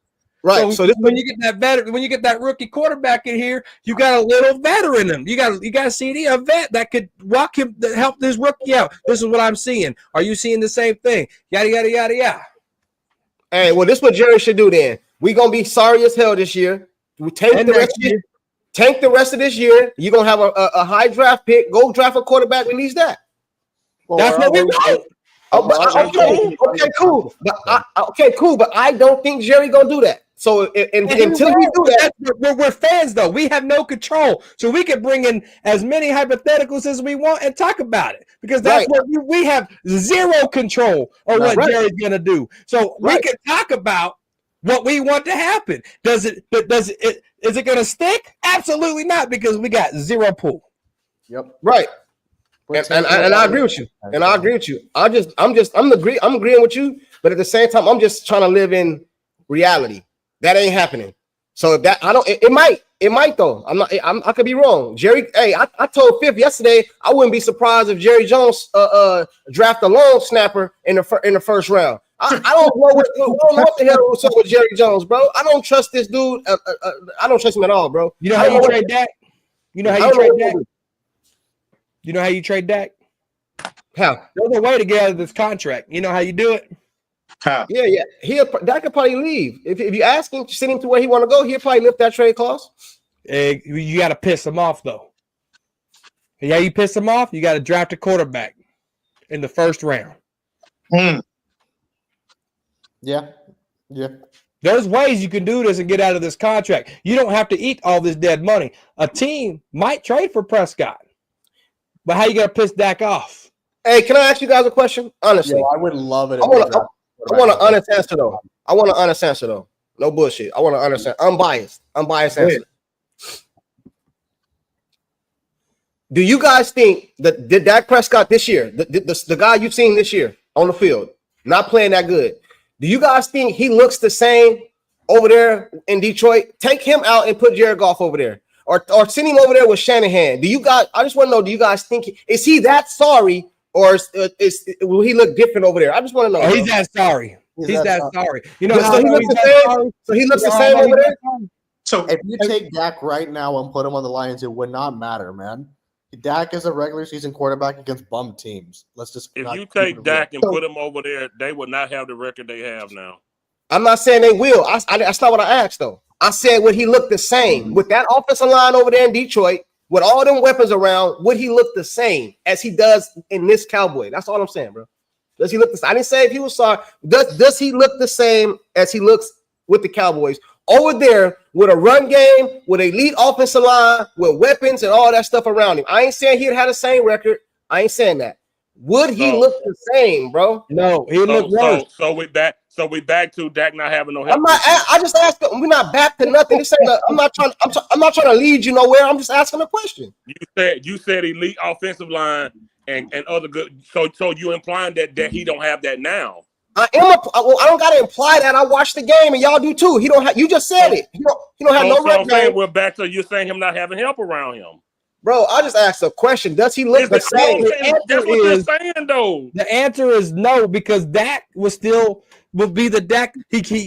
His footwork is horrible. He wasn't even a quarterback at Mississippi State. He was a damn running back, glorified running back at that. So he really didn't have to even learn how to throw the football at Mississippi State. So what he do last year? Why he throw all them records, them yards last year, bro? Was his footwork the same last year? Was his footwork the same? Was it? I'm just asking, bro. Like last year, Mike McCarthy, like I said this time and time again, Mike McCarthy was the best thing for Dak. What did Dak do last year that he hasn't done? Yeah, here we go. He had a cadence. Mike McCarthy taught him the 3-step release, right? But what happened? Mike McCarthy tried to fix it at that time, an 8-year veteran. Then what happened this year? He went back to his old ways. And you know what else is crazy? Mike McCarthy said, I was trying against these Packers in the press conference. I was trying to get Dak Prescott in rhythm, and it took too long. Mike McCarthy had it perfect for Dak. Dak went back to his old ways because you can't teach an old dog new tricks. Yeah. Hey, I would say that's a good question, but in my opinion, Dak is better when he had a legit run game with Zeke. But so you put Dak in Detroit with those two backs. I don't know, man. He might look good. That's what I feel, bro. You know what I mean? I don't think the dude just sorry like that, bro. I don't think he. But when we have those tangibles, sorry, Sean, you go. There's tangibles that Dak Prescott cannot fix, and that's gonna hurt him. And is Jared Goff better than Dak right now? I mean, I guess overall better than Dak. Jared Goff performs consistently better than Dak. Yeah. Overall, right now, I could say Jared Goff is better than Dak Prescott. Yeah, overall. Right now. Yes. Okay. All right. Okay. No, but even when Dak had because Jared Goff before those two running backs came, he was average. He was average too. Sorry. That's what it was. But those two backs in the backfield, Jared Goff took off. So Dak his rookie season had Zeke 1,000 yards rushing on first down, 5.1 a carry. He's still we had a rookie Zeke. We had Des Bryant. We got Amari fucking Cooper. Yeah. What more? CD broke fucking Michael Irvin's record last year. What more help can we give him? You want to talk about this year? Okay, fine. But when Dak had help, what the fuck did he do? Yes, he's had good regular season moments, but name me a good team that he routinely beats. He doesn't. Okay, I used to be a big Dak supporter too. Fifth Kentucky, fourth Kentucky. Me too. I used to be a huge Dak supporter, but at a point in time, the dude does not show up when it matters most, and that's just the end all be all of it. That's true. Like if you look at his first 4 years before he got Amari Cooper to now, he plays a completely different style of football, man. This first 4 seasons, he was putting up rushing yard numbers as a passer, but he would make key plays like the Seahawks game or things like that. Now he forces passes, he presses because he had success with Amari Cooper, and he started thinking that he's Mahomes, that he's Allen when he isn't. So based off what you saying, Eshaun, Lamar, the Ravens should cut Lamar Jackson, bro, because he ain't won shit. He ain't won no Super Bowl. Okay, but Chief, he ain't won no Super Bowl. Hey, based off what you said, hey, hold on. I'm not saying that, bro. I'm not saying that. I'm going off what you're saying. He ain't won shit. He ain't won no Super Bowl. He can't get it done. Lamar Jackson can't get it done, bro. Josh Allen can't get it done. Hey, Eshawn, let me ask you a question. Eshawn, let me ask you a question. Do you root for Lamar Jackson and the Ravens? No, and that's exactly do you where root for the Buffalo Bills? No. Do you root for the Kansas City Chiefs? No. So you have no business sticking your nose in their business, right? But that's not what I'm saying, bro. That's one of the defenses they're gonna bring the quarterback. Hold on. We all Cowboy fans, bro. Hold on. We all Cowboy fans. I'm not saying that, bro, and I'm not worried about what Lamar Jackson. I'm going off what he's saying. I don't think just because you don't win a Super Bowl, it's a lot of quarterbacks ain't won a Super Bowl. That don't mean you just get rid of them. I'm out. Fuck the Super Bowl. Talk about the NFC Championship game. I'll wait. Bro, Fifth told me yesterday don't hang banners for that. So that's irrelevant. It's not better because he can't even get there. You don't hey bro, I don't believe this ain't track and field, homie. Ain't no silver for second. It ain't no bronze for third. So if you don't win the chip, you lost. You lost, bro. If Dak Prescott would have made it to the NFC Championship this year, I'd have got right on my channel and say he failed. Because he didn't win the chip. Real quick, and you can go watch my videos. You can go watch my videos, bro. I say this all the time. Someone just got for your corner, Sports Junkie. Someone is here that's going to be in your corner, Space Junkie. All right, Sports Junkie. It is my guy from the Cowboy Up podcast, the big fella, Dallas Cowboy Chris. What up, big fella? What's up, fellas, man? I was staying in the comments because I was really enjoying everything. But I was like, look, they ganging up on my man Sports Junkie for unnecessary reasons. It's all love, man. and I couldn't understand the gang. I was like, well, why the hell are we talking about a hurt player that's signed for the next 4 years? What's the purpose of it? I mean, why are we ganging up on him about how he feels about it? And yes, I'm a Dakaroni because that's ain't that what what my man said. Y'all know I've been on here before. Fifth quarter done cussed me out before. I feel home. I feel like I'm at home when I come on talking crazy. I don't come a lot, but I do. But I got to jump in here, man, because they killing my man Sports Junkie. He need an ally, man. I need to be there for you, bro. So but I understand everybody's point. I do. I said, but I think y'all missing Sports Junkie's point. Okay. Basically, his point is, what can we do about a signed player now?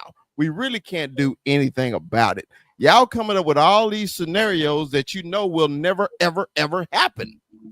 So, I mean, what's the whole point about this? We got Dak. He's here. He ain't going nowhere. Okay, draft the quarterback. Why you gonna draft one? You just traded for one for a 4th round pick that you won't put on the field. This is the perfect time to put him on the field, but he ain't doing that. So y'all solution is draft the quarterback. Why? He ain't gonna get on the field. So that's my whole point. We talking about Dak Prescott. I don't know why. Shit. Look, next time we need to talk about Dak Prescott is this summer. Joe, to now, I think if we draft a quarterback, he will see the field sooner than later because Dak ain't staying healthy anytime in this next contract. Okay, well, why Trey Lance ain't on the field right now? Because they feel like Cooper Rush is better. Bullshit. That's what they feel like. That's what they feel like. We all know the Cowboys. We all and Sports Junkie. Yes, I am a Cowboy fan. I got my hand up. I am a Cowboy fan. We all know we're not going anywhere this season, right? Why shouldn't we? And me and Mike argued the whole offseason about Trey Lance. We argued about it the whole offseason. Now I want to see him. Put him out there. Game situation. Dude, we know we're not going nowhere. And you keep talking about Cooper Rush is a better chance to win. Only game we're gonna win this season, well, maybe 2, is the Giants game and maybe the Carolina game. Other than that, we're gonna get our shit blowed in. Hey, another thing too is, I'm not saying nobody on this panel, but a lot of other people that's kind of like got you guys saying about Dak Prescott. They was rooting for Trey Lance, but let me tell you what happened. Jerry Jones was gonna use Trey Lance as leverage against Dak Prescott. Then he went out there in that preseason game and threw them 5 picks. You know what I'm saying? And he killed his leverage with Jerry, and that's when Jerry went signed Dak. You know what I'm saying? Because a lot of people was rooting for Trey Lance, but that's like true. You just said, why they ain't put Trey Lance on the field, man? You traded him for him, and now you don't put him on the field. Come on, man. I Come on, agree man. with you on that one. I agree with you there. Well, Go ahead, Fizz. How sorry with this fucking Fifth goddamn do got Cowboys that are. look like he ready to go fed on me. Fifth, I'm gonna be quiet. Go ahead, baby. I don't know if he's doing the mannequin challenge or not. Okay, he moved. Oh, fuck. I'm not missing Sports Junkie. See, y'all, Sports Junkie like to be a magician. He like to be David Blaine. Sports Junkie, he'll jump in a topic and then take it. Like we asked about the Dak money. He on Georgia Man pocket. 3 seconds later, you know what? They all overpaid. Then we say about signing Dak should go. Well, why sign CeeDee Lamb? We're not talking about CeeDee Lamb. We talk about Dak. Then we bring up Lamar Jackson, Josh Allen. Like, bro, we talk about a quarterback that signed because we can. I can sit here and gripe all year about how I don't think he should have got signed or how I wish I had another quarterback. That's just point blank with me. I don't care. That's what I do on my channel. But see, people, not y'all, but people in my chat, when I talk about the whole team, they only focus on me talking about Dak because of how they feel about Prescott. You know, that's cool. Like I said last year, I supported Dak crazy all year. But Dak has reached his ceiling. There's nothing else he can do for this team besides play his contract out. And hopefully in the next 2 years we draft a quarterback. I wouldn't mind drafting one next year just to sit behind Dak, put the fire in his eyes. See, what Dak wear his heart on his shoulder. He rattle his sleeve. He'll be mad. Shador Sanders. Shit on, man. I don't know about that. My thing with Prescott, man, yeah, he signed. Would it be smart to put more people around him? Yes. Do I think they always do that? Yes. Think about this. Before the season started, you had Terrence Steele, who you could say last year had a bad season because he was coming off that surgery. You had Zach Martin, who at the time we thought was going to come back and look like the all-pro he had, but he hasn't. You got Cooper Beebe. You know, some can say that's like, why you playing him out of position? But I think he looked good at that position in training camp. You got Tyler Smith, who's a Pro Bowl left guard. Then you got Tyler Guyton, who also looked good in training camp. So you would have never thought that he'd have been this bad during the season. So I get him a little slack right there on the offensive line. When it comes to running back, that's completely Jill. That's silly. That's silly to bring Ezekiel Elliott back over here. Yeah. You ask him not to have a running game. Why would you bring him back? You let TP go, who looking good up there in Tennessee. You want Rico Dow to play, but you let Zeke take his snap. Then you say he was sick. The man was out there signing autographs and taking pictures. Nothing was wrong with him. You know. And then you got CeeDee Lamb. You signed him. You signed the day before, or I did see what Stephen A. said that Jerry had already said. No, I saw that too. I did see that too. But Dak also said if he don't get nothing, then he'll know what they side stand. Why would you get up there and say that? You know, he was frustrated. Dak was frustrated. His old aura was off and up there at that damn podium. His whole vibe was off. He was talking about Spicy that whole week. About getting signed. So that's why I kind of lead to a corner point when they said he wasn't signed. Then you move to the defense. Not even going to the defensive side of the ball. You really putting all your eggs in the basket on Brandon Cooks. Because all OTAs and training camp, CeeDee Lamb wasn't there, but Jerry said he knew the whole time he was going to sign him. But you don't sign him so him and Dak can get back on track. But they picked right up where they left off at in that Green Bay game, having disagreements during the game. They picked right back up where they left off at. You didn't think they needed that camaraderie in the offseason? You didn't think signing CeeDee Lamb in the offseason would have been better off for Dak Prescott too? So let's go to the defensive side of the ball, right? You got Overshown, who's coming back. You got Micah Parsons. You got D-Law. You got Mozzie Smith, who people still ain't giving my apology for when I told him he was trash. You ain't got nothing that looks good on that side of the ball. You already know what you got. You probably thought, Diggy Zul was going to look like something. Okay, let's say you trust in Tank. You can't really trust in Parsons because look how he looked towards the end of every season. Yeah. So you already know what you got on that side of the ball. But see, you banking on what Dan Quinn did. You banking on Mike Zimmer, what he used to be, to do what Dan Quinn did for the past few years. You banking on it. And I don't kind of fault you on that because we did kind of look good. You said that Green Bay game, I think Dan Quinn melted in because he knew he was gone. When he realized they were bringing Big Mike back, he had already had that. That deal was done for that Green Bay game with the command. That deal was already done. Yeah. So you banking on that. Now you come into this season. Now y'all be honest with me. Seriously. This man probably was on pace for 20 plus interceptions. He was on pace for I think 19 picks, something like that. Yeah. His passing this year ain't looked this bad since maybe I don't know what fucking year. What game there was, Corner, when you like, I'm done with this dude? What game was that? The Seahawks game, 27, 2018. 2019 Seahawks game. That's when I said Dak's ass. I don't know if it's his leg messed up. He just didn't. When he threw that pick in the end zone, he threw off his front leg. He didn't even throw off the leg that he injured.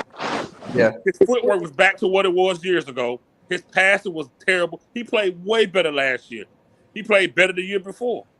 And I do agree with y'all. That running game did play a part in. To y'all point about Detroit, when they got their two running back tail. 2021, Zeke had 1,000, Pollard had like right at 800. They both were clicking right there together. Mm-hmm. You know what I'm saying?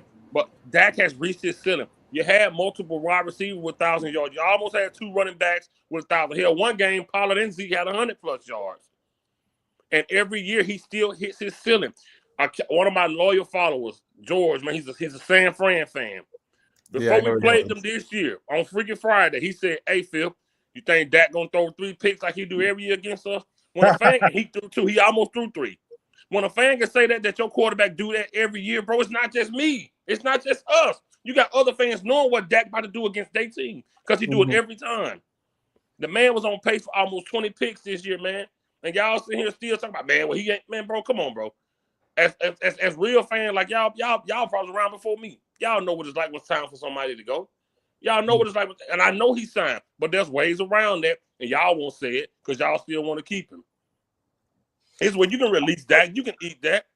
I do commend other teams for releasing a quarterback, whether they sign first round or what, but we don't. I commend other team that don't give a damn about it, man. You thinking, man, you getting up out of here, man. I don't know. I don't know no team up out of there. I don't know no team that signed a quarterback and then just released him. And what team was that? Carson Wentz. The next year? Like I think it was 2 years. He was signed. No, but they just signed. And he was a first round.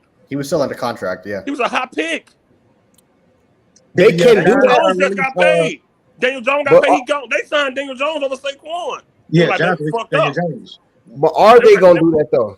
Let me ask you, what's the chances of them doing that? We're talking about we're not talking about other teams. The Dallas Cowboys. What's the chances of the Dallas Cowboys doing that? See, again, like Corner said, we talk about what we want, what we would like to see, like everybody else talks about. That's all. Like you would like to see Jerry put more talent around Dak. I would like to see Jerry get Dak out of here. That's it. You said you don't trust him to put more talent around him. I don't trust him to get rid of Dak. That's just it. We only talk about what we want to see. My only pushback is I don't know how y'all think there's still promise even with talent around him because he's had top talent on both sides of the ball. Yeah, we keep talking about defense. He's had that. That's where I am. And he looked Fifth when he had top talent around him, he looked it better. So since he didn't win the Super Bowl, you just get rid of him. So let me ask. So hold on, bro. I'll let you. Is anybody? Can I go or you was? No, you got it. You got it. Go ahead. All right. Cool. This is all I'm saying, bro. I'm not disagreeing with you, bro. But what I'm saying is, it's only one quarterback win the Super Bowl per year, bro. I'm not bringing other teams in. I'm just using examples. Oh, right, so if other teams put players around their quarterback and they lose, are they not supposed to put talent around them the next year? Because I did it this year. That don't even make sense, bro. When Dak Prescott had talent, he looked better. We were in a better position to win. He's not Patrick Mahomes that can. I will agree. He's not like that type of quarterback that can do more with less. You know, I never said Dak Prescott was that talented. I think Dak Prescott is the type of quarterback. If you put talent around him, he can be successful. I feel that way. I'm not saying win a Super Bowl. And then I used the example yesterday. You got on me for this. I said I can go and name a lot of quarterbacks that was not as good as that won Super Bowls. But you told me it's because they had elite defense. Y'all said the Cowboys had a good defense some of the years. Okay, cool. So put the talent around. This is what if I'm the owner, I'm not going to pay you $240 million and then just send you out there to get beat up, no offensive line, no talent. I'm not going to do that. I'd rather let you walk. But again, about the old line, what you could have not predicted them being this bad because you had talent. That old line, Terrence Steele, Zach Martin, multiple Pro Bowlers on that old line. Tyler Guyton looked good in training camp. So that's my point. Like you can predict that, and he's had talent. And to your point about when he lose, put more talent around him. You can't get rid of him for not winning the Super Bowl. He's been here almost a decade. After a decade, it's time to go. You know what he is at this point. San Fran held our defense held San Fran, who was busting 30 on everybody to 20 points, and Prescott couldn't finish. No, so check this out. And this was my argument with Dallas Cowboy Chris about my whole offseason campaign about not extending Dak Prescott. Sports Junkie, you're a very smart man, and I know you know the answer to this question. There's windows for a player. There's a window of opportunity, and you have to hit that window. Yeah. And me and Dallas Cowboy Chris argued about this all summer. I said, how hard is it, Chris, to win an NFL game? Chris said it's very hard to win. I said, Dak won 36 games in 3 years. Do you think he can have another 12-win season? He said, probably not, because he knows that the window is closing. You can keep batting and keep adding and keep adding, but you got a salary cap. You have a salary cap. And how often can you just keep adding those players and adding those players? The window for Dak Prescott was his rookie contract and these last and the years with Mike McCarthy.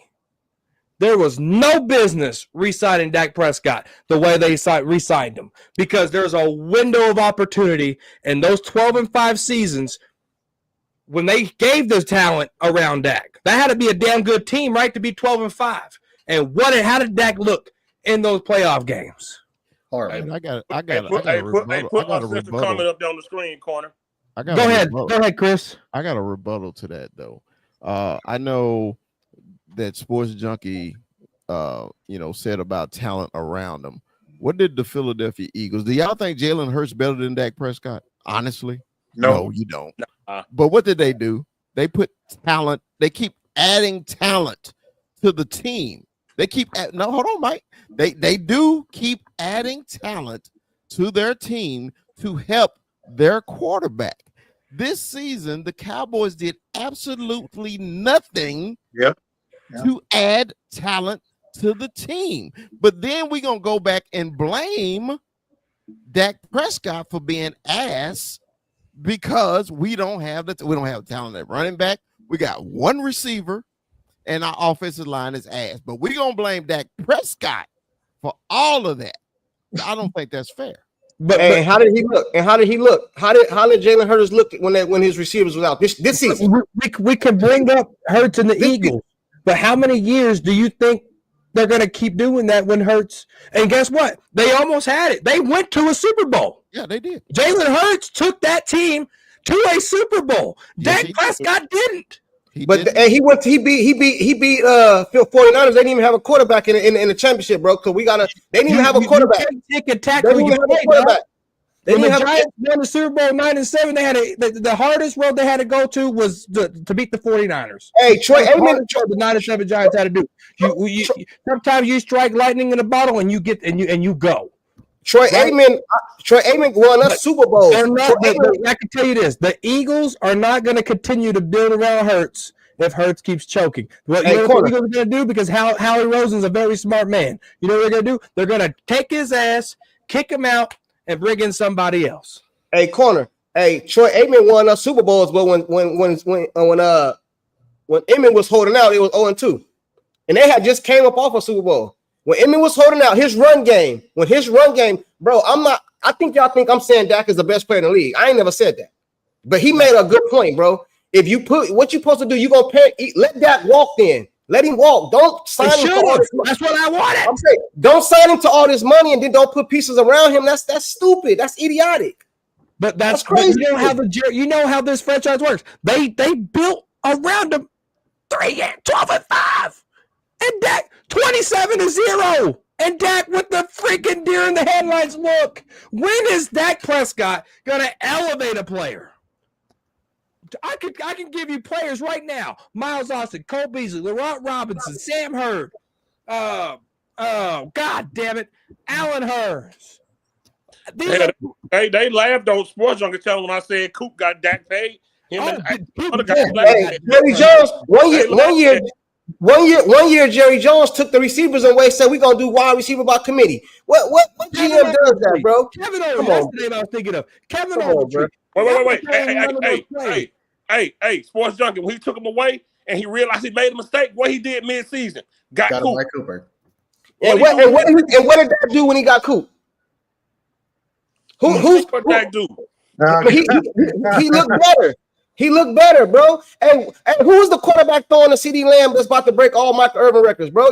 He just threw to himself. He just threw it to himself. What was CD Lamb? He was just throwing to himself, bro.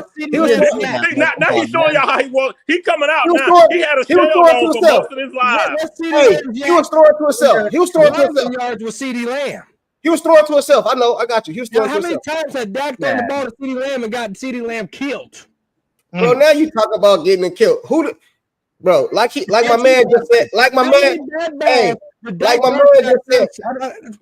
answer the question. How many bad balls has Dak Prescott thrown CD Lamb and almost got his ass on IR? Bro, I don't know how many times. How many times had how bad it is? How many times had an offensive line missed a block and then they got Dak killed? Bro, we can do that all day. We can do that all day, bro. We can do that all day. We can do that all day, man. You know what I'm saying? Hey, listen, this is what I will agree on. I'll say this. Dak Prescott is not the same as he was, because I remember back in the day, Dak Prescott was doing flips trying to get to the end zone and had people dragging on him, throwing the ball and shit like that. Put uncensored comment up there. I would agree. I would agree with that, man. You know what I'm saying? I'm a Dallas Cowboy fan, bro. And as long as Dak Prescott on the team, I'm going to rock out with him, bro. The next one. Dak had CD and Cooper when he scored 12 points against the Niners. There you go. Okay. That's talent. Bro, you talking about one game, bro. This is a team sport. What else can we talk about? We can only talk about. No. Y'all isolating talent. So I'm giving you when he had talent. If we isolating talent, I'm giving you when he had enough talent to get over the hump and he did it. I'm giving you 2,000-yard receivers in one season, and he had talent and he didn't get the job done, bro. We held the boys down enough for us to go out there and score 20. All we needed was 20. Yeah. Do you know Dak Prescott he played like shit that game. Dak Prescott has over 25 games where he didn't even throw a single touchdown. Yeah, but then you say that, but then I can go name you a whole bunch of other stats, but then you're gonna tell me it's regular season. See, that's what I'm saying, bro. There you go. Exactly. We can do this all day, bro. Because you can tell me something, I can say something he did good. You know what I'm saying? So, like, but guess what? I can tell you all the bad versus the good, and I'm gonna say who did he beat at that game? Was it the 2-14 Panthers? Yeah. Was it the 1-15 Pocahontas? The Dak Prescott argument is like a game of table tennis. It's just bing, bing, bing. I mean, we just keep hitting each other and we ain't going nowhere. Like the Atari, tennis game. That's all we're doing. It makes no sense. It makes no sense. I must be quiet. It's Dak Prescott fans that are delusional. Hey, I say this. Y'all really think this man gonna send us past anything he's already shown y'all? So now other Cowboy fans are telling Cowboy fans they delusional around. Now I said Dak fans are delusional. You can be a Cowboy fan and not like that. That's okay. He's a Cowboy, right? I'm sorry, he's a Cowboy, right? I want to lose every year. Is Dak always gonna be a Cowboy, big fella? No, not at all. I respect I'm cheering for my starting right quarterback. I'm cheering for Cooper Rush now. I was cheering for Dak Prescott. I'm like Sports Junkie. So, I don't. That's the part that I don't understand. You blame us Dackers or the Dackaronis for cheering for him, but how would you not cheer for your starting quarterback? Hey, he's not going nowhere. Big fella, were you a fan of Red Wine? Fifth was cheering for Dak all last season, man. I was. Big fella, were you a fan of Red? Hey, I'm hearing a lot of ifs, man. And I know I told y'all this the other day on your channel, Corner. Or if, man, y'all keep hitting me with all these if Dak, if this, if Jerry, if this, bro. I don't believe in all these ifs, bro. And I told y'all, if you don't like ifs, Dak Prescott sucks. There's no ifs to that, bro. Hey, like I told you before, Corner, if my auntie had nuts, bro, she'd be my uncle, bro. I don't be believing in all these nuts. I don't believe in all these ifs, bro. Y'all keep hitting me with all these. This is what I know to be true. This is a fact. This is a fact. I hit you with. They said if the talent, if this. All I'm saying is this: Dak Prescott is the quarterback, and to otherwise, y'all saying if. Y'all saying if. And to otherwise, if Dak is over here, if Dak is over there, if Dak is doing this. if Jerry Jones would if Jerry Jones released him, hey, bro, and listen, man, Dak Prescott is a quarterback until otherwise noted, bro. And until then, I'm gonna rock out with him. Have you not said if? We ain't got no choice. I'm still gonna say he's yes or no. Have you not brought up if conversations? I'm gonna rock out with him, man. Bro, y'all been saying if Dak had this, if Dak had that. Bottom line is, what you get from Prescott now is what you're going to get until he's gone. We won't win a Super Bowl. It'll be 10 plus years of a trash-ass quarterback and a lot of other talent wasted because he don't elevate nobody, and y'all want him to have a Pro Bowler at every position because that's what a quarterback like him needs. That's what a fourth-round mediocrity type of quarterback needs. Like anything else, bro, we ain't winning shit. We ain't winning shit with number 4. Hey, Dak only been here 8 years. Dak only been here a couple years, bro. He ain't the only year. We had all these other quarterbacks. See me. I remember the quarterbacks after 8 man, but before Romo, bro. I don't want to go back into them, bro. But check this out, too. How we got here, Sports Junkie, was we're okay with trading Micah and Diggs, but we don't keep that same energy for Dak. Oh, no, you can't bring that up with Dak. You bring it up with Dak, that's a no-go for them. No, we were just talking about trading Diggs, trading Micah. We were just talking about that. Right, and then I asked you, how do you feel about Dak then? I got you. And I answered it, and I said it, and it makes sense. My answer made sense. Why it don't make sense? What you just said was we don't talk about other players. No, that's not what I'm saying, bro. Listen, I'm going to tell you what I said because I know exactly what I said. I'm the one said trade, get rid of Micah and Diggs. Dak is under contract. Diggs is under contract. Bro, hold on. Parsons is not. If Parsons was under contract like the same as Dak, I wouldn't have said that, bro. If Jerry would have signed Mike already, I would not have said get rid of Mike like I said a few minutes ago. I wouldn't have said that, bro. Dak is under. Dak, I know, bro, because Diggs was signed a couple years ago. It's not gonna hurt as much as Dak. Dak was signed a couple weeks ago. Why you worried about the money? I thought you didn't care about the money. I don't, bro, but I care about the cap. It's gonna kill us next year with the cap. I don't care how much they get paid. I don't care how much. I want all the players to get paid. The other teams, all that. I want all of them to get paid. All of them. Your big dogs already signed. It won't hurt us. We got first round pick. It won't hurt. Your big dog signed already. Right. That's why I said I wouldn't trade them. Hurt us in the cap. Bro, you can't release Dak. It'll kill us. We have all kind of cap problems next year, bro. Your dogs are signed. If you get rid of Diggs, Parsons, that's 2 contracts you got to worry about. Dak Prescott, your big dogs are signed already. No, but he was asking me why I don't.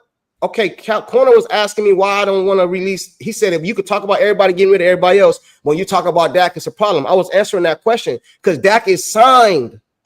That's why. If he wasn't signed, I wouldn't have said this. If Dak wasn't signed, I'll say okay, cool. Hey, bring another quarterback. Fuck. But were you saying this before he got signed this summer? I wanted him to get signed, Corner. I wanted him to get signed. So that doesn't make sense then. Bro, I was going off his last year's season, though, bro. He just if you were going off last year, you should have said boot him. Bro, I was going off his last year performance, bro. Did we not watch the Packers game when it mattered? All right. You can job interview well and get the job, but if you can't do the job, your ass is fired. The regular season's a job interview. So you'll let a player have a elite season like that and losing the playoffs and just get rid of him because it happened 3 years in a row. And he's been here almost 10. That's why. He's been here almost 10 and ain't got there yet, man. It goes back to my window closing. It only happened 2 years. It only happened 2 years. That first year he lost to the Niners, he did not play bad. He played a hell of a fucking game. Okay. Now the second 2 years, yes. The second 2 years in the playoffs, yes, he played ass. Okay. But that first year they lost to the Niners at Texas Stadium.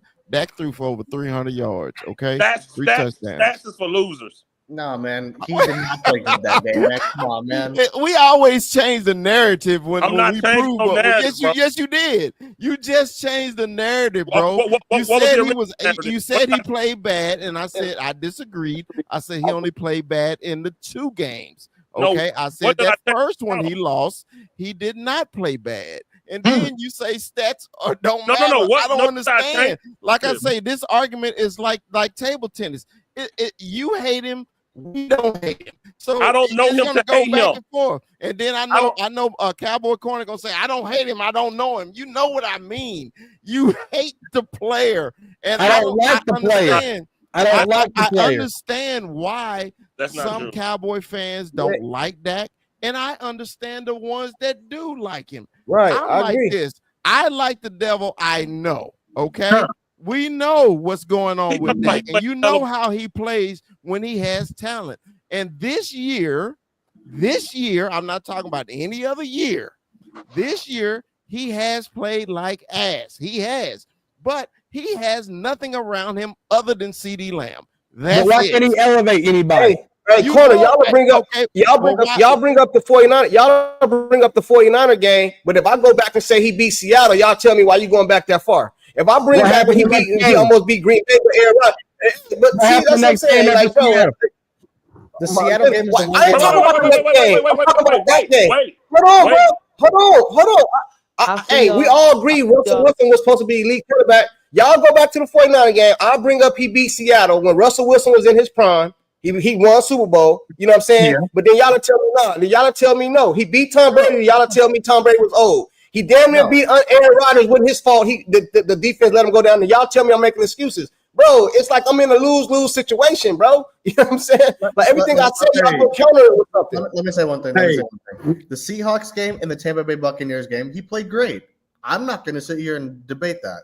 But when it came to the other games, first of all, I don't know which Niners game you're saying he played well in. He said the first playoff game. In the playoffs, last time I checked, he did not play well. That's just me. But nonetheless, okay. That first game versus San Fran in the playoffs, Dak was 23 for 43, 254 yards, 5.9 average, 1 TD, 5 sacks, a rating of 32.4 rating QBR. That's bad. But he played good though. That's big and dunk. And the thing is, if you got to remember, we were down 23-6 in that game at one point. So look, look. They bringing up that 2016 playoff Green Bay game. We lost that game. Oh my god! Look, Dak played good in the second half of the Packers game. Okay, that rookie season Packers game, bro. That's garbage time. Hey, wait. If I'm the reason my house is on fire and I put the fire out, I don't want no praise. Why the fuck was we down that bad in the first place? Green Bay had started playing prevent. Why the fuck was we down in the first place? Do y'all know what that score was early on? What was it, 31-3? Fuck what the defense didn't do. When you got the ball back, did you score? When you got the ball back, did you score? Somebody he played good, but we lost. Man, that's crazy talk, bro. That's delusion. The Seahawks game and the Bucs game. Hey, but in that Ram game, he brought up his passer rating. In that Ram game we lost, bro, his passer rating was like 99 point something. That's what I'm saying, bro. Y'all credit him. This is a team sport, bro. You know what I'm saying? Everybody got to do their job, bro. Everybody got to talk about Dak though. But you just talked about Parsons going to Utah, Colorado. Because of what he's doing. Talk about Dak. Okay. I didn't say you couldn't talk about him, but Dak ain't doing this off the field shit Micah doing. I didn't say that based off his shit. Micah doing all kind of crazy shit, bro. I'm tired of Micah. I'm tired of Dak. I'm tired of Micah. I'm tired of Dak.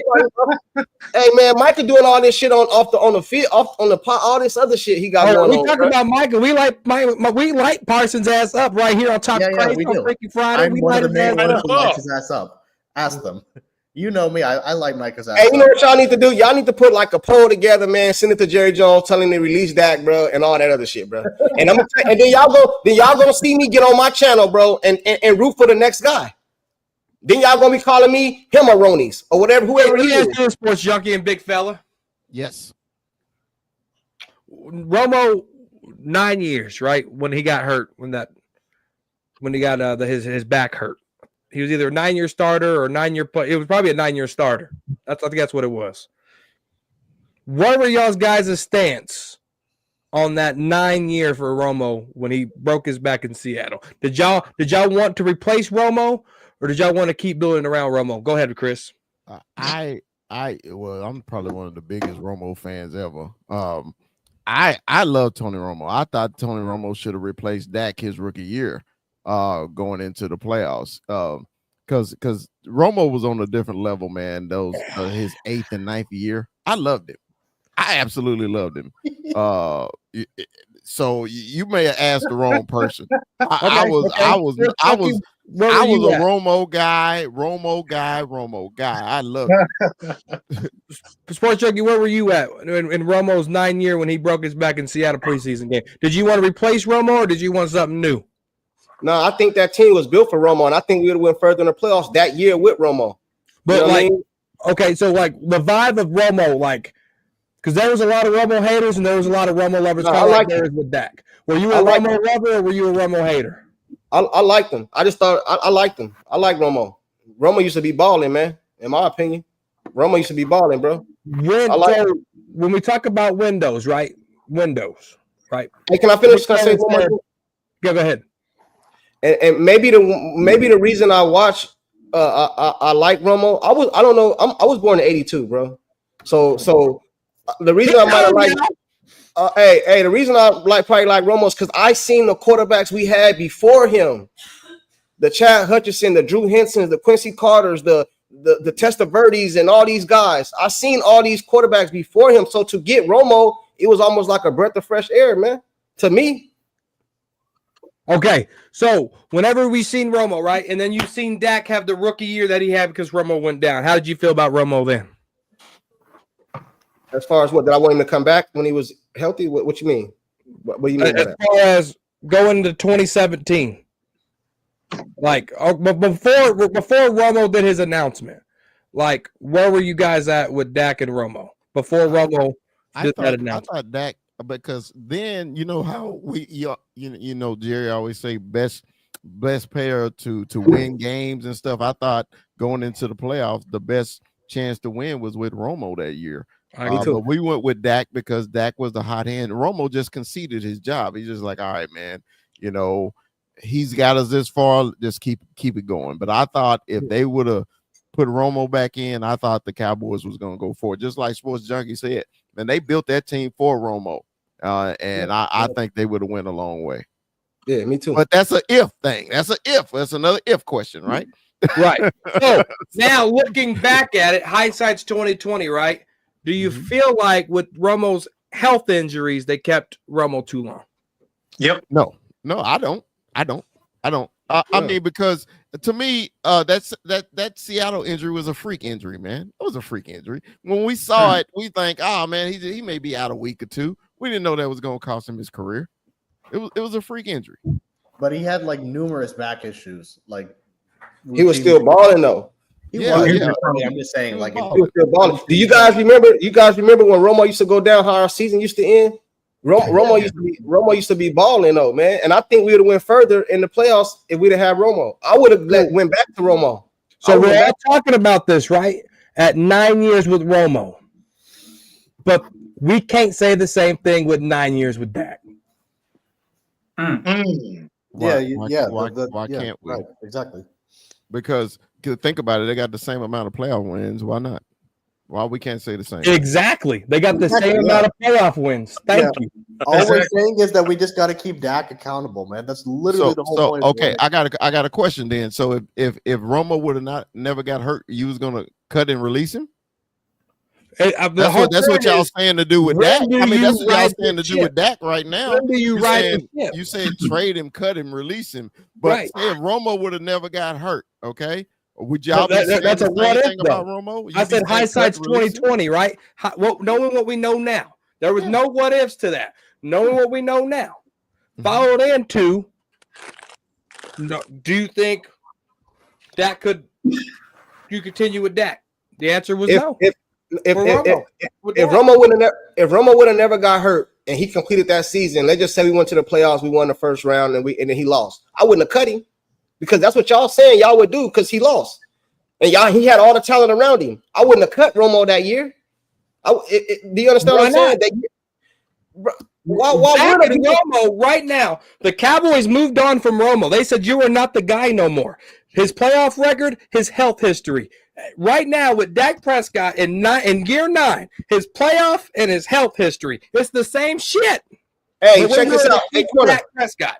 Hey, Corner, check this out. Check this out, bro. I think I know what you're saying. Let's just say, for example, this year we went as bad as we was. Dak got hurt, at this year. Let's say Trey Lance came in and won and took us to playoff. I wouldn't put Dak ass back off in there. I don't give a damn how much money they just paid him. I would ride with Trey Lance, the him balling. That's what I wouldn't. What I'm gonna say, man. I want the Cowboys. Whoever's in there to make the Cowboys successful, bro. That's who I'm riding with. That's how you riding with Dak then. Man, bring 80 in here, bro. Yeah, man. Well, Thank we you. were still Come on doing up the whole and topic. talk about it, man. I know 80 about to go off. 80, turn your camera back on.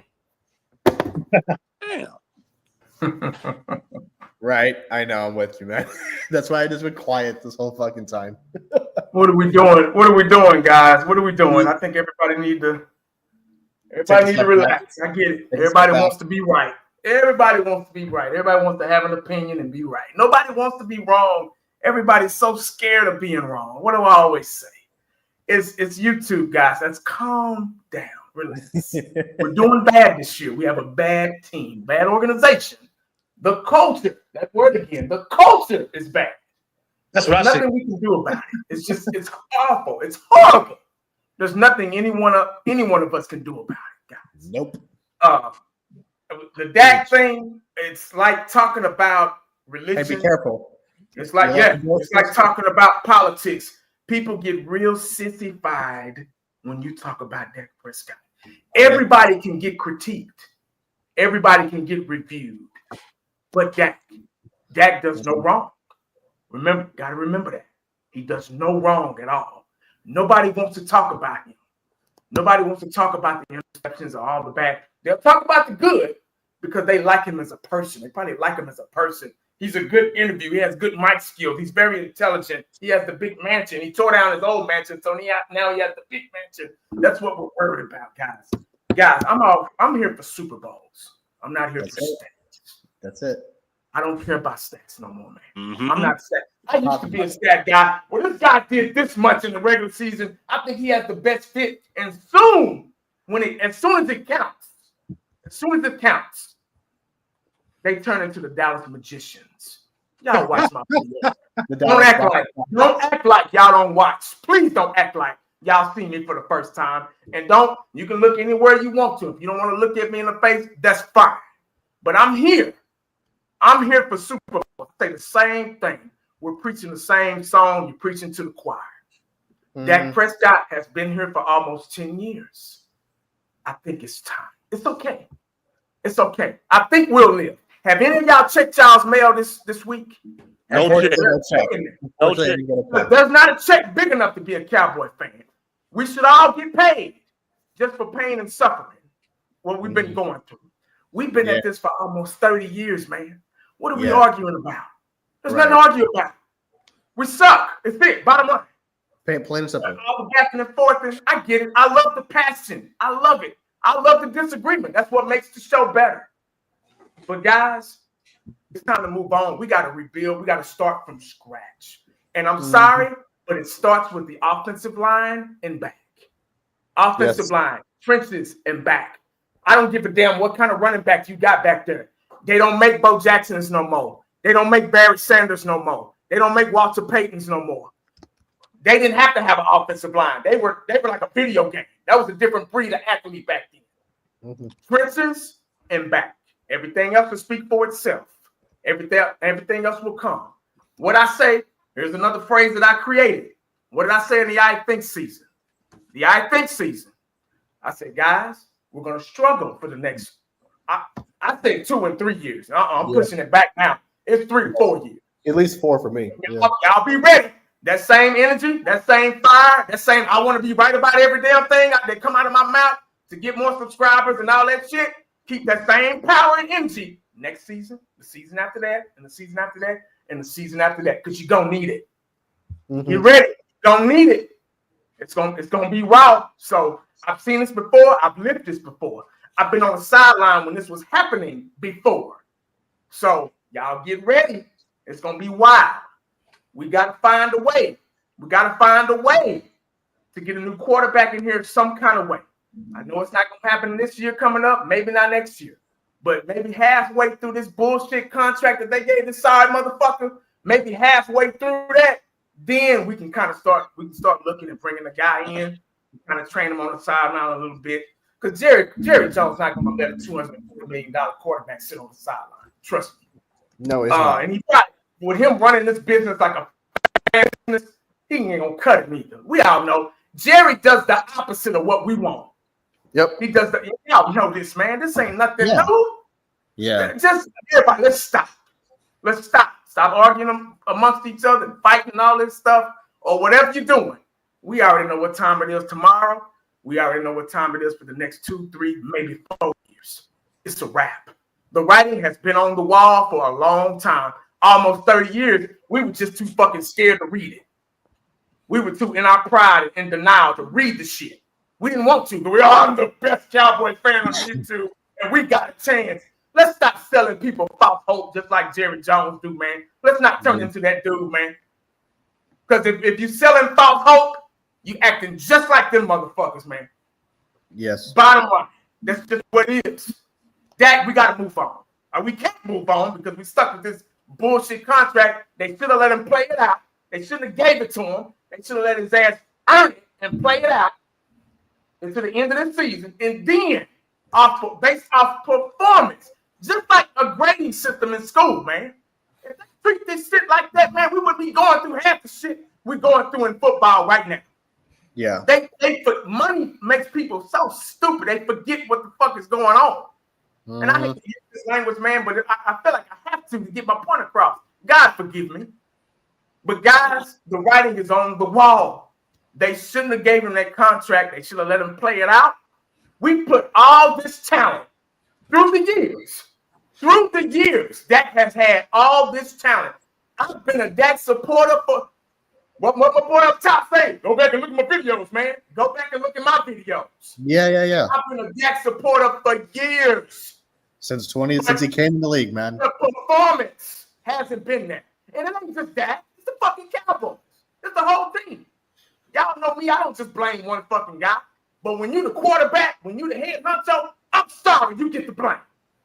You get the blame, dog. You the captain of the team. They supposed to be following you, not you follow them.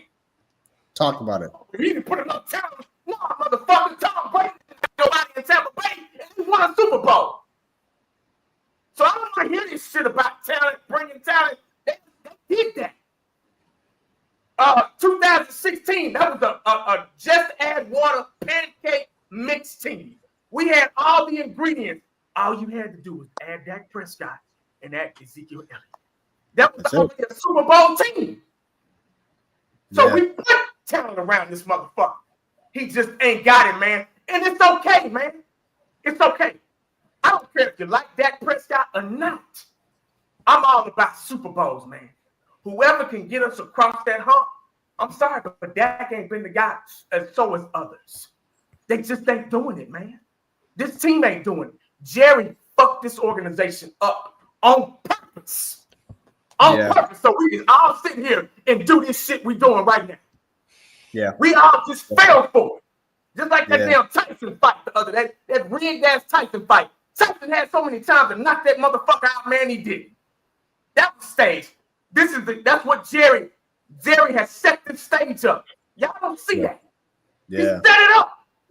Disagreeing. Oh no. I hired Dak. I mean, I brought Dak and re-signed Dak for the fans. What fans you talking about? I don't see it. What I don't see it. Because I damn sure didn't want him to get that money. Now I ain't talking about money. Get your money, dog. Get your bag. But how'd you get $240 million with no Super Bowl? Yeah. Jerry Rice. I love this one. Jerry Rice, after winning a Super Bowl, when they beat the brakes off of the Chargers, the next morning they went to clean out their lockers. Steve Young looked out and said, hey man, he looked out and saw Jerry Rice running routes. Yeah. Getting ready for the Cowboys next season. Yeah. Now they don't make players like that no more. These cats don't give a damn. I don't care if it's Dak, CD, they are in the club and shit. They don't give a fuck. Look what we doing. Right. They don't care. We got more passion and heart than they do. Yeah. But we sure can fight amongst each other. Oh, well, that, why y'all don't like that? Well, that did this, and CD and Micah Parsons. Man, all the motherfuckers can go to HE double hockey sticks. All I care, they ain't got it, man. Micah Parsons, Herschel Walker, Yep. Treat his ass like Herschel Walker.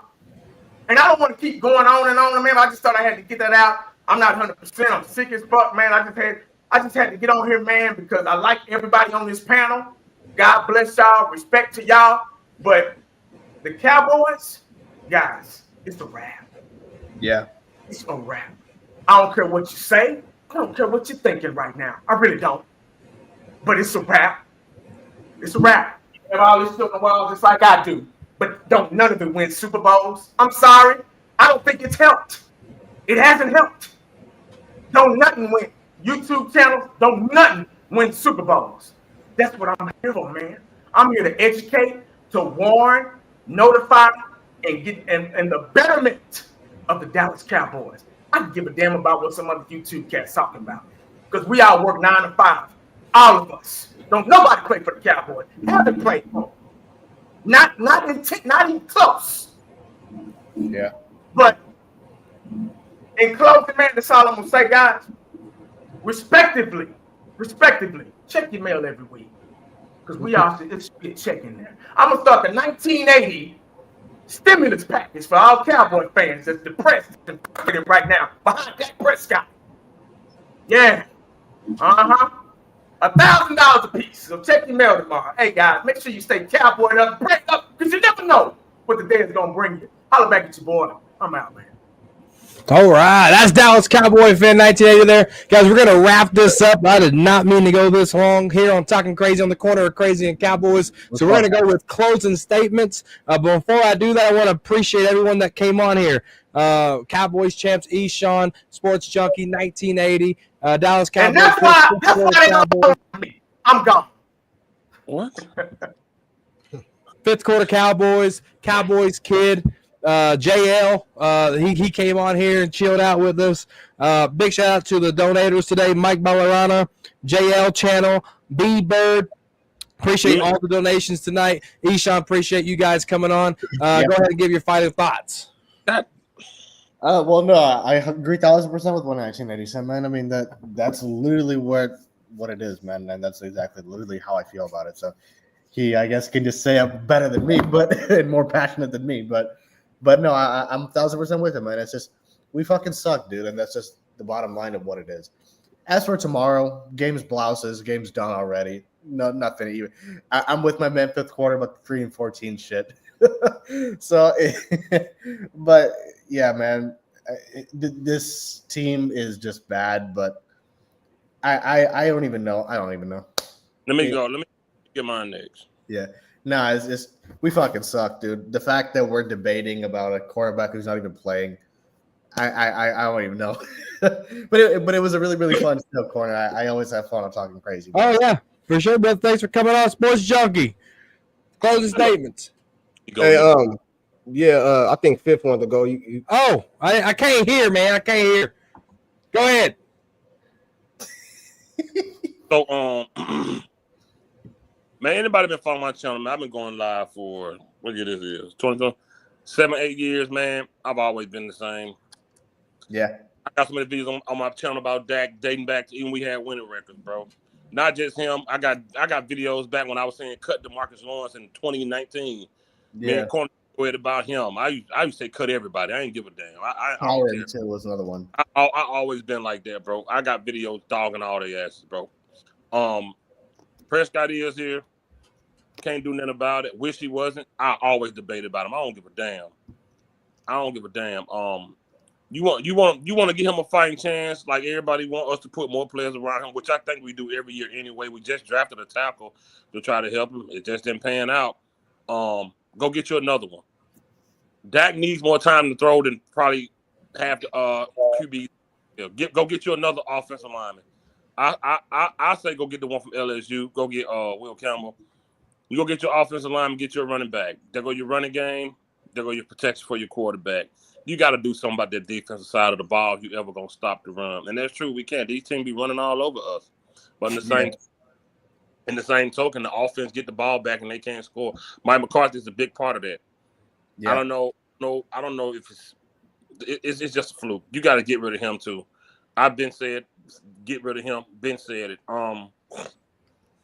Mike Zimmer, I don't know. That defense is flat. Man, listen, man. Prescott to be here next year.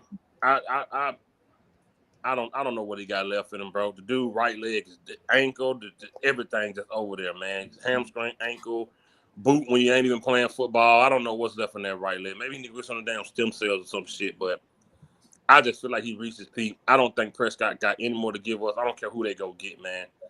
He overthrows speedsters. It's just bad, bro. I'm just sick of him. I wish they would figure something out with this dude. Piss him off and let him watch the trade, man. That's all I can say, bro. I'm done with Prescott. You know what I'm saying? I tried to give him the benefit of the doubt last year, rooted for him all season, even up to the playoff game, the Green Bay game. Root for him. Yeah. Bro, he's done. I don't care who you put around him. But you want to protect him, go get your offensive line, get you some running backs, see what he can do. Put somebody else on the side of CeeDee Lamb, see what he can do. You had CeeDee and Coop. Hey, I guess that wasn't enough, man. I guess 2,000 yard receivers wasn't enough. Go get somebody else, man. You know, there's a few running backs in the draft. Wide receivers. Go get somebody else. I still think it's gonna be the same result, bro. Because I feel like he's reached his peak. He hit his ceiling as a quarterback. That's all I got, bro. Salute to Sports Junkie. Salute to my dog. I apologize again for cussing you out last time you was on here. It's all love, brother. I promise you, I don't mean none of it, man. Salute to y'all, man, for sure. Thank you. And big shout out to Fifth Quarter Cowboys and also Dallas Cowboy Fan 98. Thank you for coming. And go ahead, Sports Junkie. Tell them give your final thoughts. Yeah, man. I just want to say when we be having the debates or the conversations about Dak Prescott, bro, I just want to let y'all know, bro, I don't take none of it personal, bro. I don't feel like if I felt like it was personal, bro, I wouldn't come over here. I think it's all fun. I like it, man. I like when I be going back and forth about it. What else can we talk about this year, bro? Team sorry. You know what I mean? Ain't nothing really to talk about. You know what I'm saying? So I just I met a lot of people talking about the Cowboys. You know what I'm saying? I don't expect to agree with everybody, but that don't mean we got to be enemies and stuff like that, bro. I think healthy debates and stuff like that is good, bro. I like Dak Prescott. Somebody else don't. That don't mean I gotta hate you as a person individually or your character or nothing like that, bro. You know what I'm saying? I rock with dude. I'm a Cowboy fan. I want the dude to be successful, bro. And if he's not one of those quarterbacks that can't uplift the team like some of these other quarterbacks, the Bradys, the Mahomes, do whatever you can to put him in a position to be more successful. You know what I'm saying? Some of my kids, bro, might need an extra tutor than the other one. You know what I'm saying? I can't say he's less than this one just because he needs extra work. You know what I'm saying? That might be a bad example, but that's just how I see it. As far as the game tomorrow, bro, I look forward to us getting our ass whooped, bro. You know what I mean? You know what I'm saying? And that's it. And I said this when I first came on the channel, bro. When I was growing up, bro, the worst ass whoopings is the ones I knew I had coming. I messed up at school. When I knew I got home, bro, it was on. I'd rather just get caught off guard. So tomorrow, we all kind of know we getting our ass whooped, bro. That hurt more, bro. That I know tomorrow I got to wait. And then being a Dallas Cowboy fan, bro, when we lose, we got to go to work, bro. I can't go to the store. I can't go to Safeway, bro.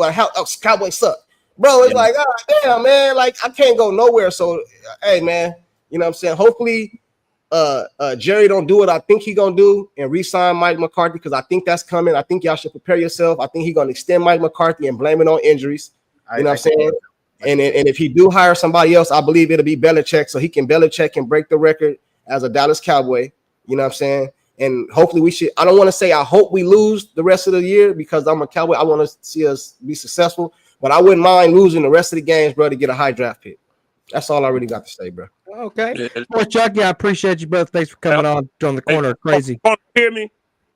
I can hear you now. What's up? Hold up. I just wanted to say, yeah, man, it's all love. Ain't no problem, bro. This football talk. It's all good debate. People think me and Corner to win at it. People think we hate each other. We didn't win at it like wild animals on here. It's always up. Even if my voice get elevated, I'm from Alabama. I'm a country now. I just talk loud. It's all love with everybody, bro. Ain't man, this football, bro. We got real lives outside of this, bro. This is all fun. Yeah. And I knew I knew it was a little get back from yesterday, bro. I had you know what I'm saying? Absolutely.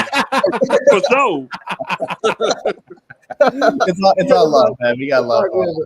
It's all good, bro. The big fella, Dallas Cowboy Chris, man. Appreciate you coming on the corner of Crazy and Cowboys. I'm talking crazy. We let you close the statements, man.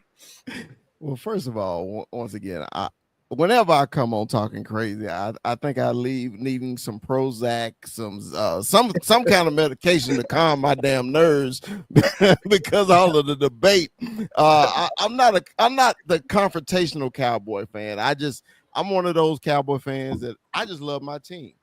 Whoever's at quarterback, I'm cheering for him. Whoever's on defense, I'm cheering for him because I'm a Cowboy fan. I'm probably one of the oldest on here. 55 years old. I've seen all 5. So whenever people say, have you seen all 5? Yeah, you see all this damn gray? Yeah, I've seen all. I've seen it all. Okay.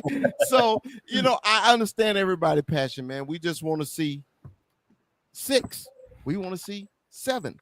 We want to see 8. Okay. And that's all it is, because our standards for years has always been Super Bowls and championship games. We hadn't got there in so long. Now it has our fandom kind of bickering at each other. Yeah. But really the ultimate goal, it don't matter who's at quarterback, who's not, who's at the head coach, who's not. We want a fucking Super Bowl, excuse my language. Oh, you're good. Dallas Cowboys. That's all. And I love everybody, man. Hey, love the debate. I was sitting here. I was trying not to click that button, corner. I was trying not to. And I was like, damn it, they got me again. Every time I watch your damn show, I say they got me again. I got to jump in here, man. But I sure appreciate y'all letting me jump in. And like I say, I got it bad. I'm a Cowboy fan living in San Francisco, California. So I live in LA. As soon as I walk out the damn door, they on me. Yeah. I live in LA. I'm with you. Hey, thanks for getting my back, bro. I appreciate you, bro. Thanks for coming up off of here, man. Hey, they had me against the wall, bro. They had me against the road, man. Hey, I was trying to fight my way out of it. Hey, I be trying to fight Eshaun. Next thing I know, Fifth hit me with a jab to the left. Then Corner snuck me to the right, bro. All right, hey, man. I'm an old offensive lineman. My job is to protect. Hey, I'm 6'3", 330 for a reason, okay? Absolutely. Hey, guys, again, appreciate big fella coming in here. Eshaun, Fifth Quarter, Sports Junkie, 1980, Cowboys champs, Cowboy Kid, JL.